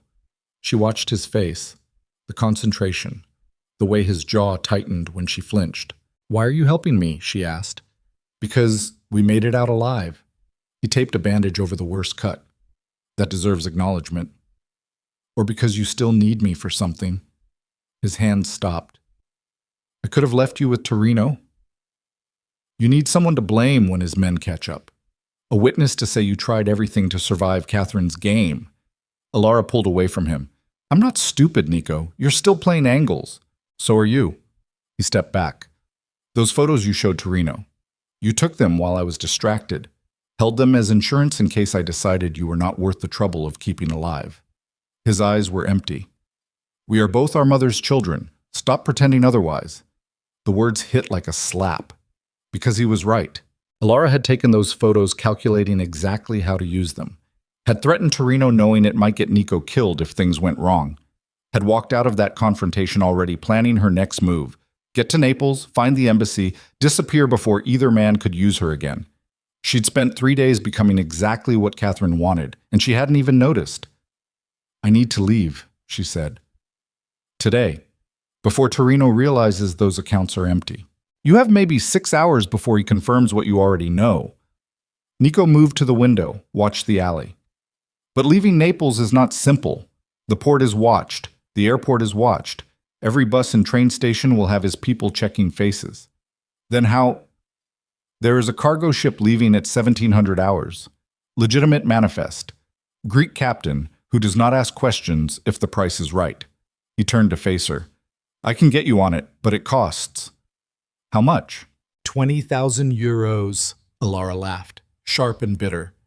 I have about 300 euros and a maxed credit card. I know. Nico's expression didn't change, which means you need me, and I need something from you. Here it comes. She stood. The real reason you kept me alive. The journal. His voice dropped. Catherine's journal. You took more photos than you showed Torino. I saw you. While he was busy counting accounts, you photographed other pages. Alara's pulse spiked. So? So those pages had names, dates, operations spanning 3 decades. He moved closer. Everything Catherine did, everyone she destroyed, including answers about what really happened the night she left Italy. Why do you care? You already know she manipulated you. Isn't that enough? I need to know if Lorenzo loved me. The words came out raw. If any of it was real, or if he was just another player in her game following a script.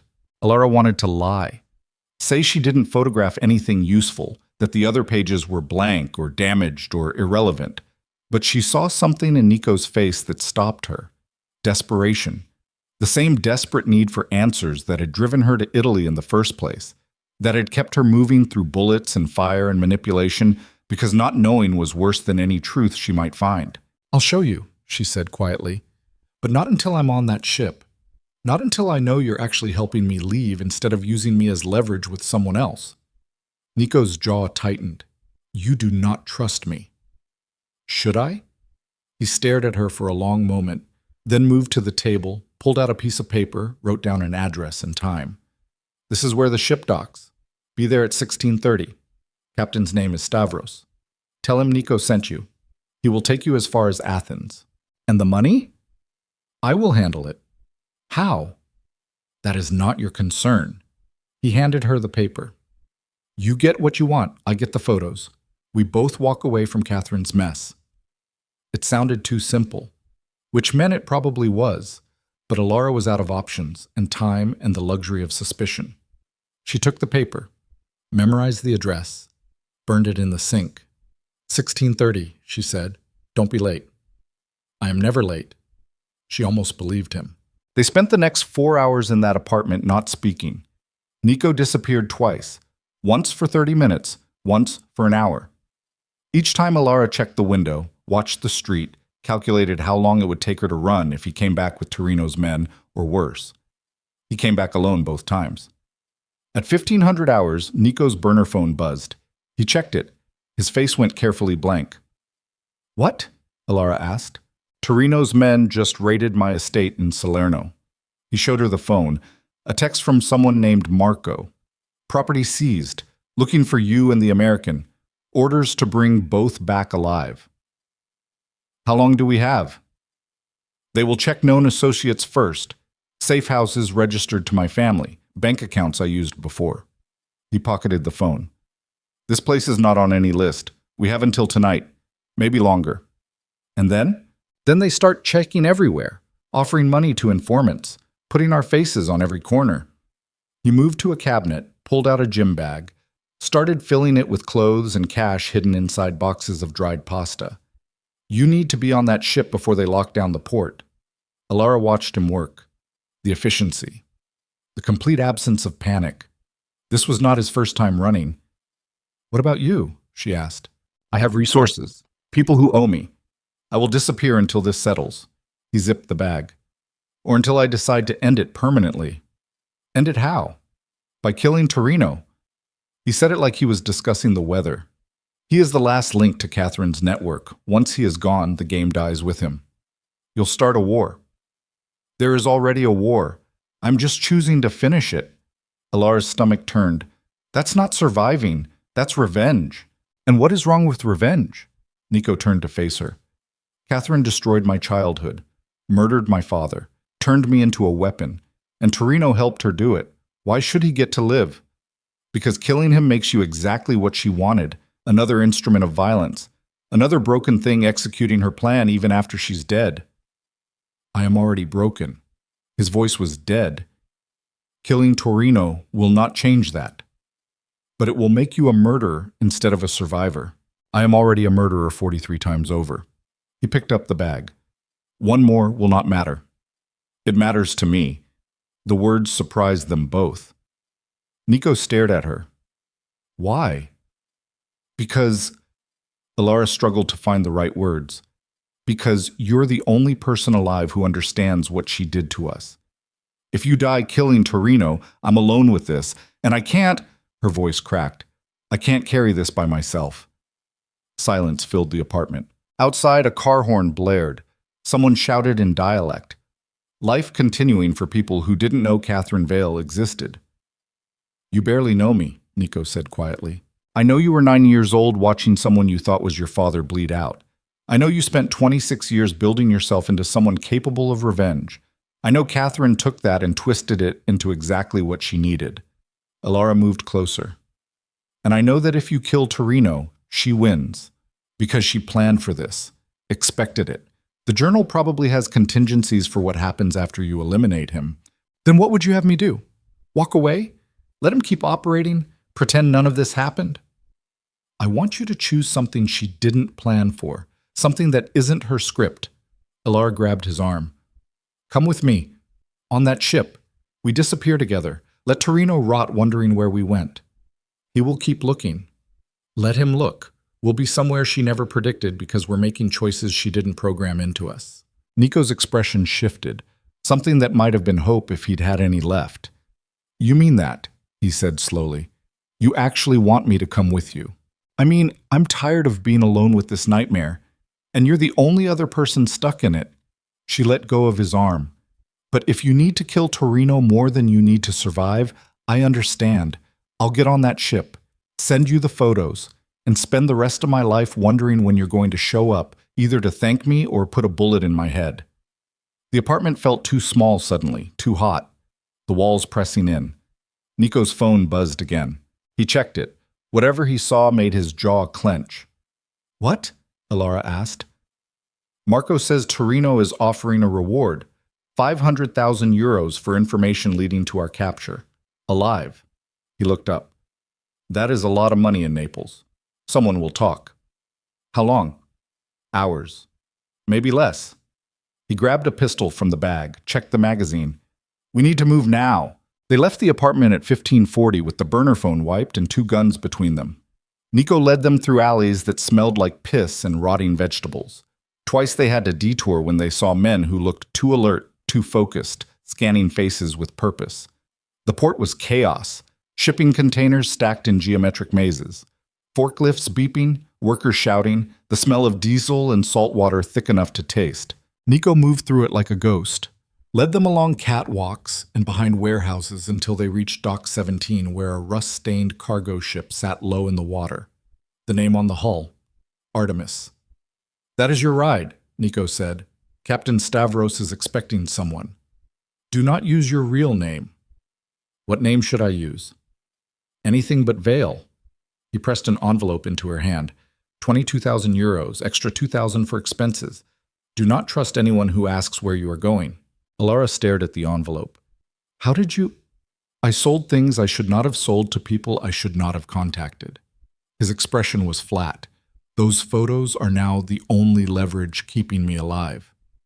Nico, send them when you reach Athens, not before. If Torino catches me before then, I need him to believe you still have information he wants. So I'm still bait. You are still breathing. He looked toward the ship. Captain is waiting. You should go. Alara didn't move. Come with me.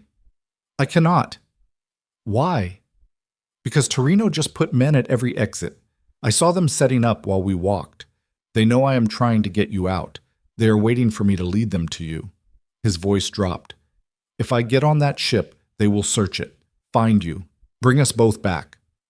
Then we fight our way out together. You are not a killer, Alara. You don't know what I am. I know you have killed exactly 0 people in your life. And the moment you kill your first, you will become the thing Catherine designed you to be. He grabbed her shoulders. Do not give her that. Get on the ship. Survive. Let me handle the monsters. By becoming one. I already am one. He let go, stepped back. Now move before they close the perimeter. Alara looked at the ship, then at Nico, then at the men she could now see moving through the container maze, rifles barely hidden under jackets. The photos, she said.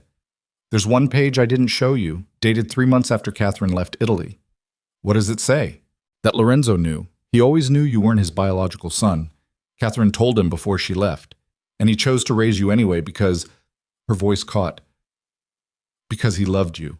Not as a weapon, not as revenge, just as his son. Nico's face shattered. For 3 seconds he stood there looking like a 9-year-old boy again, vulnerable, lost, broken by truths he'd spent 26 years running from. Then his expression went cold. Thank you, he said quietly, for that. Nico, go! Gunfire cracked through the port. Someone shouted. Workers scattered. The men with rifles were running now, converging on their position from 3 directions. Nico shoved Alara toward the ship. Run! She ran. Behind her, Nico opened fire. The sound was deafening. Men dropped. Others took cover behind containers. Return fire sparked off metal. She didn't look back, just sprinted for the gangplank while her lungs burned and every instinct screamed at her to turn around and help him. She hit the gangplank at a dead run. A sailor shouted at her in Greek. She shoved the envelope into his hands and kept climbing. Reached the deck as the shooting intensified below. Through the container maze, she could see Nico moving, firing, dropping attackers with mechanical precision. He was magnificent and terrifying and absolutely going to die down there, buying her time to escape. No. She turned to go back down. Strong hands grabbed her. The Greek captain, 60s, weathered face, eyes that had seen too much. You stay. He paid for safe passage, not suicide mission. Let me go. He is already dead. You want his sacrifice to mean nothing? Another explosion rocked the port. Alara watched flames erupt from somewhere near Dock 12. Nico's work, drawing attention, giving the ship time to cast off. The engines rumbled. The gangplank lifted. Water churned as they pulled away from the dock. Alara gripped the railing and watched the port shrink. Watched armed men swarm the area where Nico had been. Watched smoke rise and mix with the afternoon sky. She couldn't see him anymore. Didn't know if he was dead or running or captured or already bargaining with Torino using the last thing he had of value, information about where she was going. The captain appeared beside her. You have what he wanted to save? Yes. Then honor his choice. Stay alive. The ship cut through the Mediterranean toward open water. Naples disappeared behind them. Italy became a smudge on the horizon, and then nothing. Alara stood at that railing for 2 hours, watching, waiting for pursuit that never came. Her phone buzzed. Unknown number. She almost didn't answer, but something made her thumb the accept button. Hello, Dr. Vale. Torino's voice was calm, pleasant. I thought you should know. We found your brother. Her throat closed. If you hurt him. Hurt him? Torino laughed. He killed 8 of my men, wounded 12 more, cost me 2 shipping containers full of very expensive merchandise when he blew up Dock 12. A pause. So yes, when we finally caught him, we hurt him quite badly. Let me talk to him. Why? So you can say goodbye. How touching. Movement in the background. Something that might have been a moan. He is not in condition to talk, but I will give him a message. What would you like me to tell him before I kill him? Alara's hand clenched around the phone. Every muscle in her body was shaking. Tell him I'm sending the photos to Interpol. Every page. Every name. Every operation Catherine documented. By morning, every law enforcement agency in Europe will know what you've been doing. Silence. Then, you are bluffing. Try me. Her voice was steel. You have 1 hour to let him go. If I don't hear from Nico by then, I send everything. Your organization dies. Your family dies. Everything you've built turns to ash. I will kill him slowly, and I will destroy you completely. Alara was surprised by how cold she sounded, how much she meant it. Clock is ticking, Luca. Choose. She hung up. Her hands were shaking so badly she almost dropped the phone. She had maybe 3 photos that weren't financial records. Nothing useful to law enforcement. Nothing that would actually hurt Torino's operation. But he didn't know that, couldn't risk it. She'd just bet Nico's life on Torino's fear, the same way Catherine would have. The phone rang again 30 seconds later. Different number. She answered. Elara. Nico's voice, rough, strained, but alive. Do not send the photos. Are you? Torino is releasing me. Do not ask why. Do not question it. Just... He coughed, the sound wet and ugly. Just keep them safe, in case I need leverage later. Where are you going? Away from here. Far as I can get. A pause. Thank you. For Lorenzo. For telling me his voice broke slightly, that he chose me. Nico. Survive, Elara. That is the only revenge that matters. The line went dead. Elara stood on that deck with the phone pressed to her ear and the sun setting over water that stretched empty in every direction. She didn't know if Torino actually released him or if Nico was lying to keep her from doing something stupid. Didn't know if she'd ever see him again or if this was goodbye. But she'd kept him alive one more day. And in the world Catherine built, that counted as winning. The captain approached. You have cabin below. Food if you want. We reach Athens in 36 hours. Thank you. Your brother. The captain's expression was unreadable.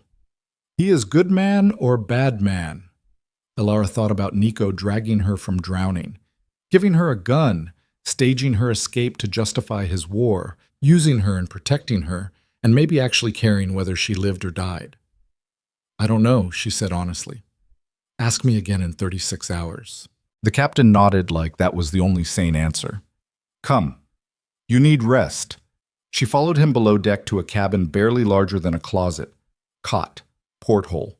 Sink. She locked the door and sat on the cot and finally let herself fall apart. Silent sobs that shook her entire body. Grief for her mother, for herself, for the normal life she'd had 72 hours ago before she became someone who threatened organized crime bosses and walked away from half-brothers bleeding in foreign ports. When she had no tears left, she pulled out her phone, opened the photos she'd taken in the bunker, scrolled through Catherine's handwriting, dates and names and operations that spanned continents, evidence of murders and extortion and manipulation so systematic it looked like art. And at the very end, dated 1 week before Catherine died, a final entry.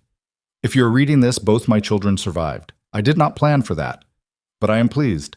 You are stronger than you believe, and you are better than you were taught. Together, you might actually build something worth more than what I left you, or you will kill each other. Either outcome is acceptable. I raised weapons, not weaklings. Choose wisely. Elara read it 3 times, then deleted every photo except that one. Because Torino still thought she had leverage, still believed she could destroy him.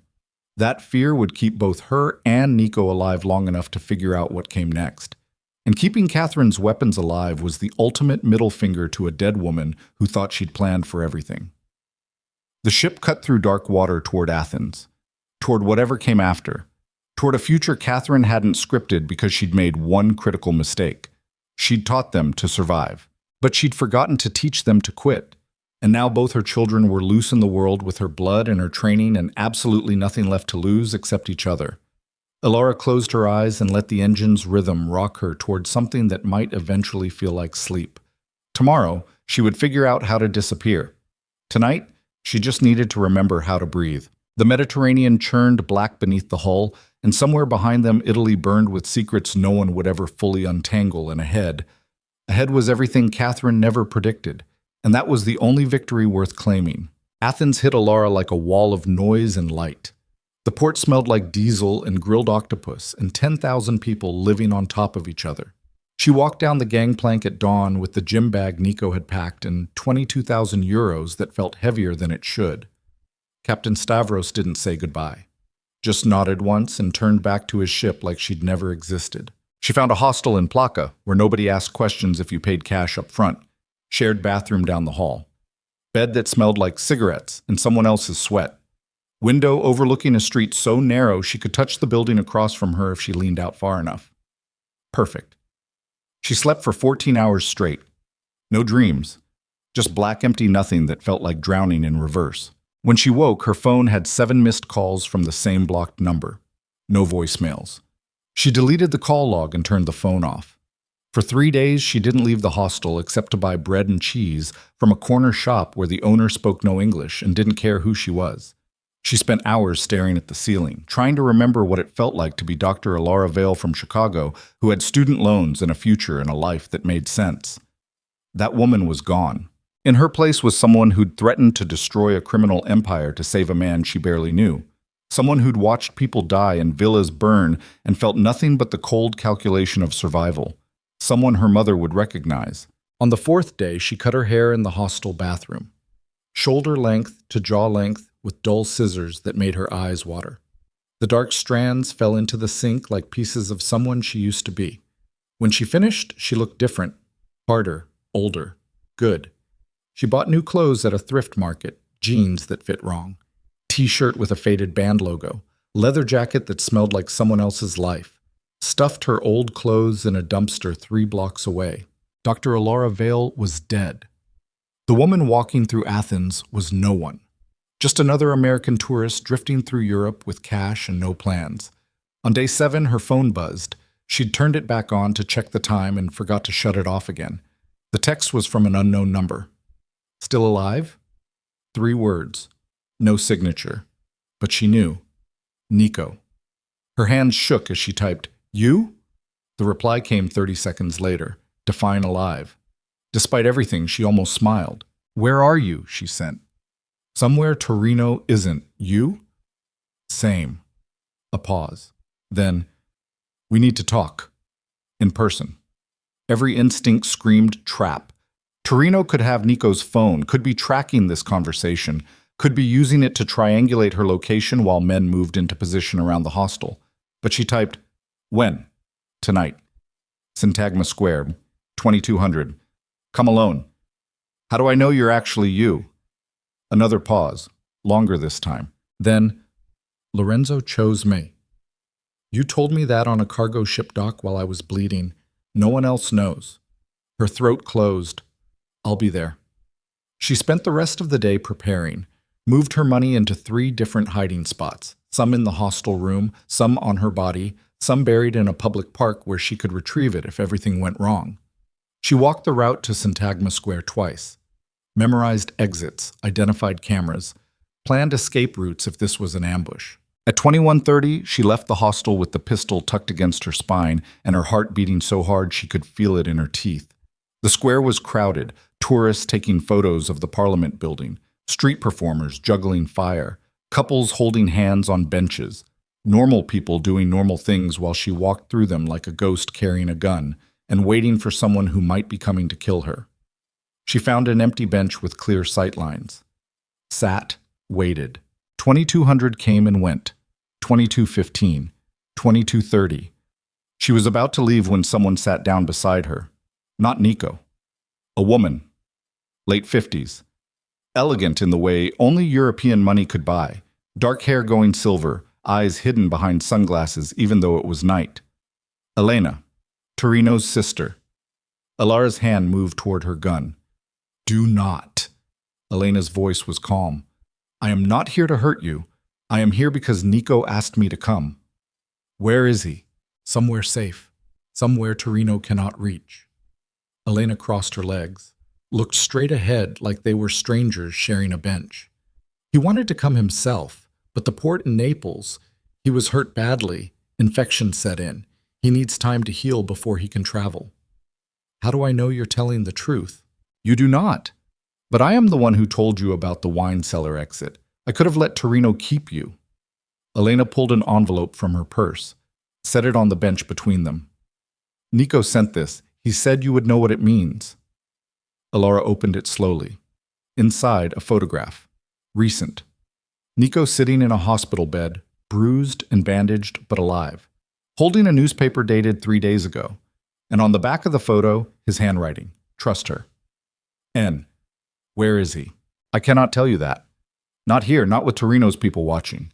Elena gestured subtly toward a man in a suit standing near the Parliament building. "They follow me everywhere. Wait for me to lead them to Nico or you, so I cannot bring you to him, but I can give you coordinates, instructions, a way to reach him safely." "Why are you helping us?" "Because I am tired." Elena's voice cracked slightly. Tired of watching my brother destroy lives for revenge that matters to no one except him. Tired of pretending loyalty to a man who would kill me if he thought I knew too much. She turned to look at Alara directly, took off the sunglasses. Her eyes were exhausted. Catherine was my friend once, before the violence consumed her. I do not want to watch her children make the same mistakes. We're not making mistakes, we're surviving. Is there a difference? Elena put the sunglasses back on. The coordinates are in the envelope. Memorize them. Burn the paper. If you are followed, do not come. Nico will understand. When? Tomorrow night. He will be strong enough to move by then. Elena stood. And Dr. Vale? Whatever you decide about Nico, about yourself, about what Catherine made you, choose quickly. Torino is not a patient man.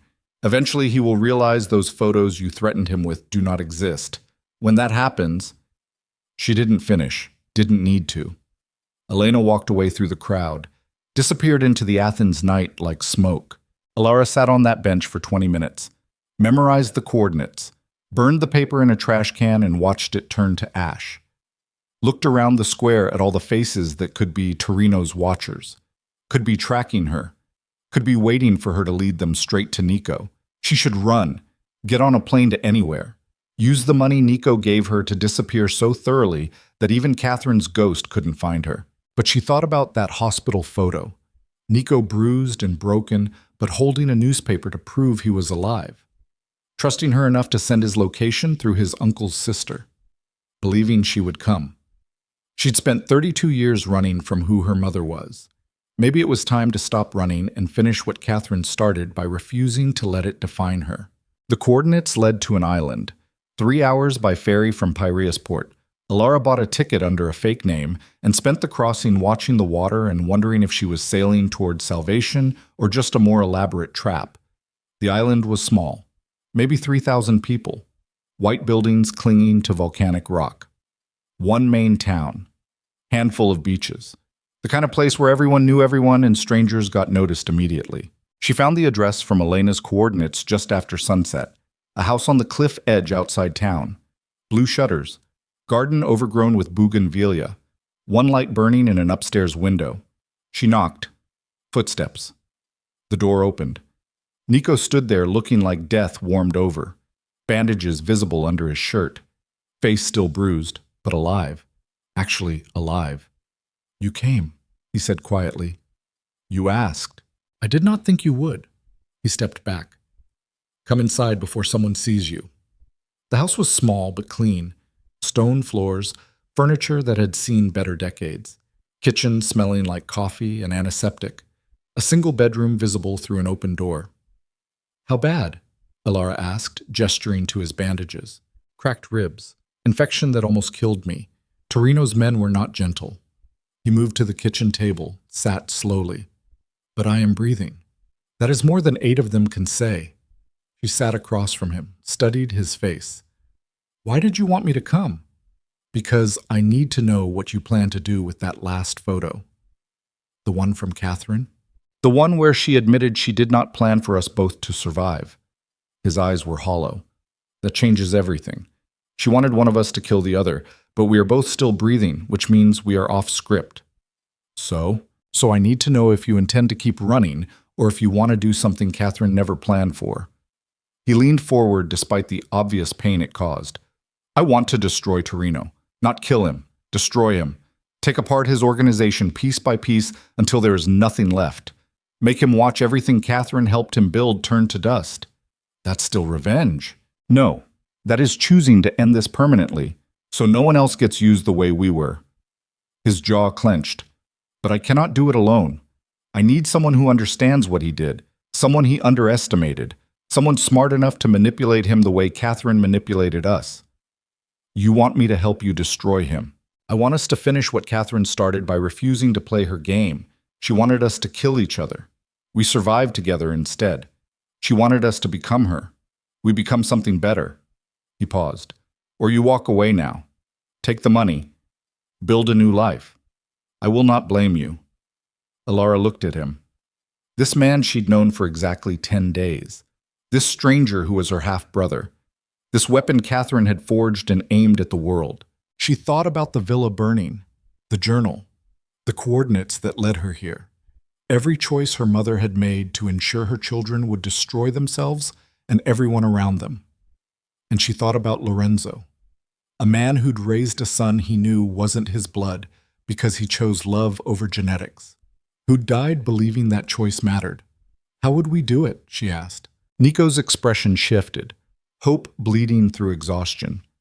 I have names, bank accounts Catherine documented, evidence of every transaction Torino made for 30 years. He pulled out his phone, and I still have contacts, people who would help if the price was right. You kept copies of the photos. I kept everything. He showed her the phone, screenshot after screenshot of Catherine's journal, every page, every entry, complete documentation of Torino's empire. You threatened to send them to Interpol. We actually do it, but not all at once, piece by piece, target by target. Dismantle him over months until he has nothing left but the knowledge that Catherine's children destroyed him. That will take time, resources, and Torino will come for us the moment he realizes what we're doing. Yes. Nico's smile was cold, which is why we need to be smarter than him, faster, more ruthless, everything Catherine trained us to be. But we use it to end this instead of perpetuating it. Alara stood, walked to the window, looked out at the Mediterranean stretching dark and endless beyond the cliff. She could leave, right now. Walk out of this house and disappear. Let Nico fight his war alone, build a quiet life somewhere Catherine's shadow would never reach. But that was running, and she was done running. If we do this, she said slowly, we do it my way. No unnecessary killing, no collateral damage. We take apart his organization legally, use evidence to turn his own people against him, make him rot in a cell instead of a grave. That is not revenge. That's justice. She turned to face him. And it's the one thing Catherine never gave anyone, including us. Nico stared at her for a long moment, then nodded. Your way. But if he comes for us anyway, then we survive, like we always do. She moved back to the table. Show me everything, every name, every account, every piece of evidence we have. They spent that night going through Catherine's documentation, page by page, name by name, building a strategy that would take months to execute and probably destroy them both in the process. But it was their strategy, not Catherine's, not Torino's, theirs. At dawn, Nico made coffee. They drank it watching the sunrise over water that looked nothing like the black Mediterranean waves that had almost drowned Alara 2 weeks and several lifetimes ago. We might die doing this, Nico said quietly. We're already dead. Alara set down her cup. The people we were before we met, they're gone. We're just deciding what to build from the ashes. Catherine would hate this. Good. She almost smiled. That means we're doing it right. The next 6 months were a blur of encrypted emails and anonymous tips and watching Torino's empire crack from the inside. They never stayed in one place more than a week, moved through Europe like ghosts, always one step ahead of the men hunting them. Alara sent evidence to Interpol, to the Italian authorities, to journalists who'd spent careers trying to prove Torino's connections to organized crime. Each piece carefully calculated to cause maximum damage without revealing where it came from. Nico used his contacts to turn Torino's own people, offered them deals. Protection. Revenge against a boss who treated them as disposable. One by one, the organization fractured. They lost track of each other sometimes. Days would pass with no contact. Alara would wake in hostel rooms wondering if Nico was still alive or if Torino had finally caught him. Then a text would arrive. Single word, breathing. And she'd send back, same. It became their ritual. Proof they were still in the fight. 8 months after they started, Interpol raided Torino's compound outside Naples. Found evidence of money laundering, human trafficking, murder conspiracies spanning 3 decades. Arrested 47 people in a single night. Torino was convicted 16 months after that. Multiple life sentences with no possibility of parole. He'd be 80 before he even qualified for appeal. They didn't attend the trial. Watched news coverage from a cafe in Prague while drinking coffee that tasted like victory and ash. It is done, Nico said quietly. Almost. Alara pulled up the final photo on her phone. Catherine's last entry. One more thing. She posted it anonymously to true crime forums. Let amateur investigators find it. Let them piece together the story of Catherine Vale, the woman who'd manipulated two criminal empires into destroying each other while her children watched from safety. Within a week, documentaries were being planned, books pitched to publishers, Catherine's face plastered across websites dedicated to unsolved mysteries and notorious criminals. Her mother had wanted to be erased. Instead, she became infamous. Think she's rolling in her grave? Alara asked. I hope so. Nico finished his coffee. What now? Now we figure out how to be people instead of weapons. I do not know how to do that. Neither do I. She stood. But we have the rest of our lives to learn. They separated after Prague. Not permanently. Just far enough apart that if one of them was found, the other could survive. They kept in touch through encrypted messages and occasional phone calls where they said very little but understood everything. Alara settled in Vancouver, changed her name legally, got certified as a trauma therapist specializing in victims of family violence. Her office was small. Her clients were people trying to escape the patterns their parents taught them. She helped them see that inheritance wasn't destiny, that you could acknowledge where you came from without letting it define where you went. Some days, sitting across from a woman describing her abusive childhood, Alara would think about Catherine, about all the ways her mother had tried to program her into becoming something cold and ruthless. And she'd feel grateful that she'd chosen differently, that she'd used her training to help instead of destroy. Other days, she'd wake up reaching for a gun that wasn't there anymore and remember she wasn't as different from Catherine as she wanted to believe. Nico sent postcards. Never signed. Never from places he actually was. Just photographs of random cities with single sentences. Found a decent espresso. Weather is terrible, still breathing. She kept them in a box under her bed. 3 years after Torino's conviction, her doorbell rang at 2 a.m. She almost didn't answer. Then she looked through the peephole and saw green eyes she'd recognize anywhere. She opened the door. Nico stood there looking older, tired, but alive. Bad time? He asked. Terrible time. She stepped back. Come in anyway.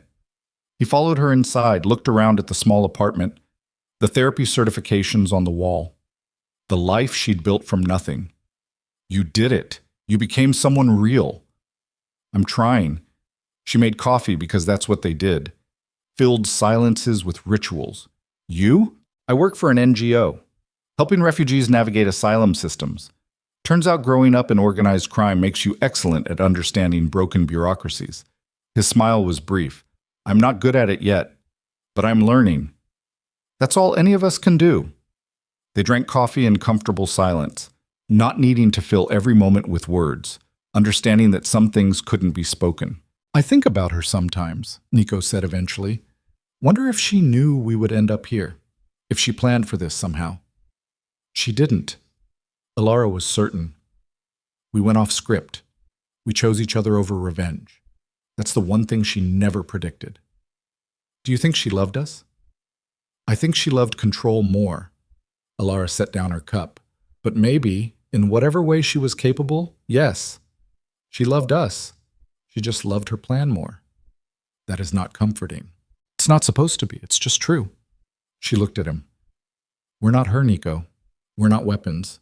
We're just people trying to be better than we were raised to be. Some days we succeed, some days we don't, but we keep trying. Is that enough? It has to be. He stayed for 3 days, slept on her couch, helped her grocery shop and cook meals and do ordinary things that people who weren't raised as instruments of revenge got to do every day. On the morning he left, he hugged her at the door, brief and awkward because neither of them was good at affection. Thank you, he said, for not killing me when you had the chance. Thank you for the same. Will I see you again? Probably. She smiled slightly. We're family. That means we're stuck with each other. Terrifying thought. The most terrifying. She watched him walk away down her apartment hallway. Nico? He turned. Stay alive. You too. Then he was gone. Alara closed the door and returned to her small apartment full of plants and books, and a life that bore no resemblance to the one Catherine planned for her. She thought about the villa burning, the tunnels collapsing, the journal that revealed everything and nothing, the journey from Chicago to Italy to Athens to here. All of it leading to a moment 3 years ago when she'd stood on a cargo ship deck and chosen to keep fighting instead of running. She didn't regret it. Some days she missed the simplicity of who she'd been before. The woman who thought psychiatric diagnoses could explain every behavior. Who believed people could be categorized and understood through frameworks and theories. Who'd never held a gun or threatened a crime boss or watched her inheritance burn. But that woman had been naive. The woman she'd become understood something more fundamental. People weren't diagnoses or frameworks. They were choices. Thousands of small decisions that accumulated into someone you could either accept or keep trying to change. Catherine had chosen control. Nico had chosen survival. Alara was choosing repair. And maybe, after enough years of choosing differently, the woman in the mirror would finally stop looking like Catherine's daughter and start looking like herself. Her phone buzzed. Unknown number, single line, still breathing. She smiled and typed back, same. Outside, Vancouver rain drummed against windows, and normal people lived normal lives. And somewhere in the world, her half-brother was doing the same impossible work of becoming someone their mother never planned for. It wasn't redemption. Wasn't forgiveness. Wasn't any of the neat endings therapy books promised. It was just survival that looked like living. And some days, that was enough. Alara made herself dinner, answered emails from clients, watered the plants Catherine would have called weaknesses, built a life so deliberately ordinary it would have disgusted the woman who'd tried to forge her into a weapon. And when she slept that night, she dreamed not of burning villas or Mediterranean darkness, but of something simpler, a garden where nothing was dying and no one was hunting her, and the only inheritance that mattered was the one she chose to build herself. The dream wouldn't last, but neither did nightmares. And that, finally, was the truth Catherine never understood. You didn't escape your past by destroying everyone connected to it. You escaped it by choosing, every single day, to be someone different than you were raised to be. Some days Alara succeeded, some days she failed. But she kept choosing. And in the end, that was the only revenge that mattered. Not against Torino, not against Catherine. Against the idea that inheritance was destiny, and damaged people couldn't build something worth more than the ruins they came from. Alara Vale, daughter of monsters, sister to weapons, survivor of inheritance, chose repair, and she would keep choosing it until the day she died. That was her ending. Not perfect, not clean, but hers. And that made all the difference.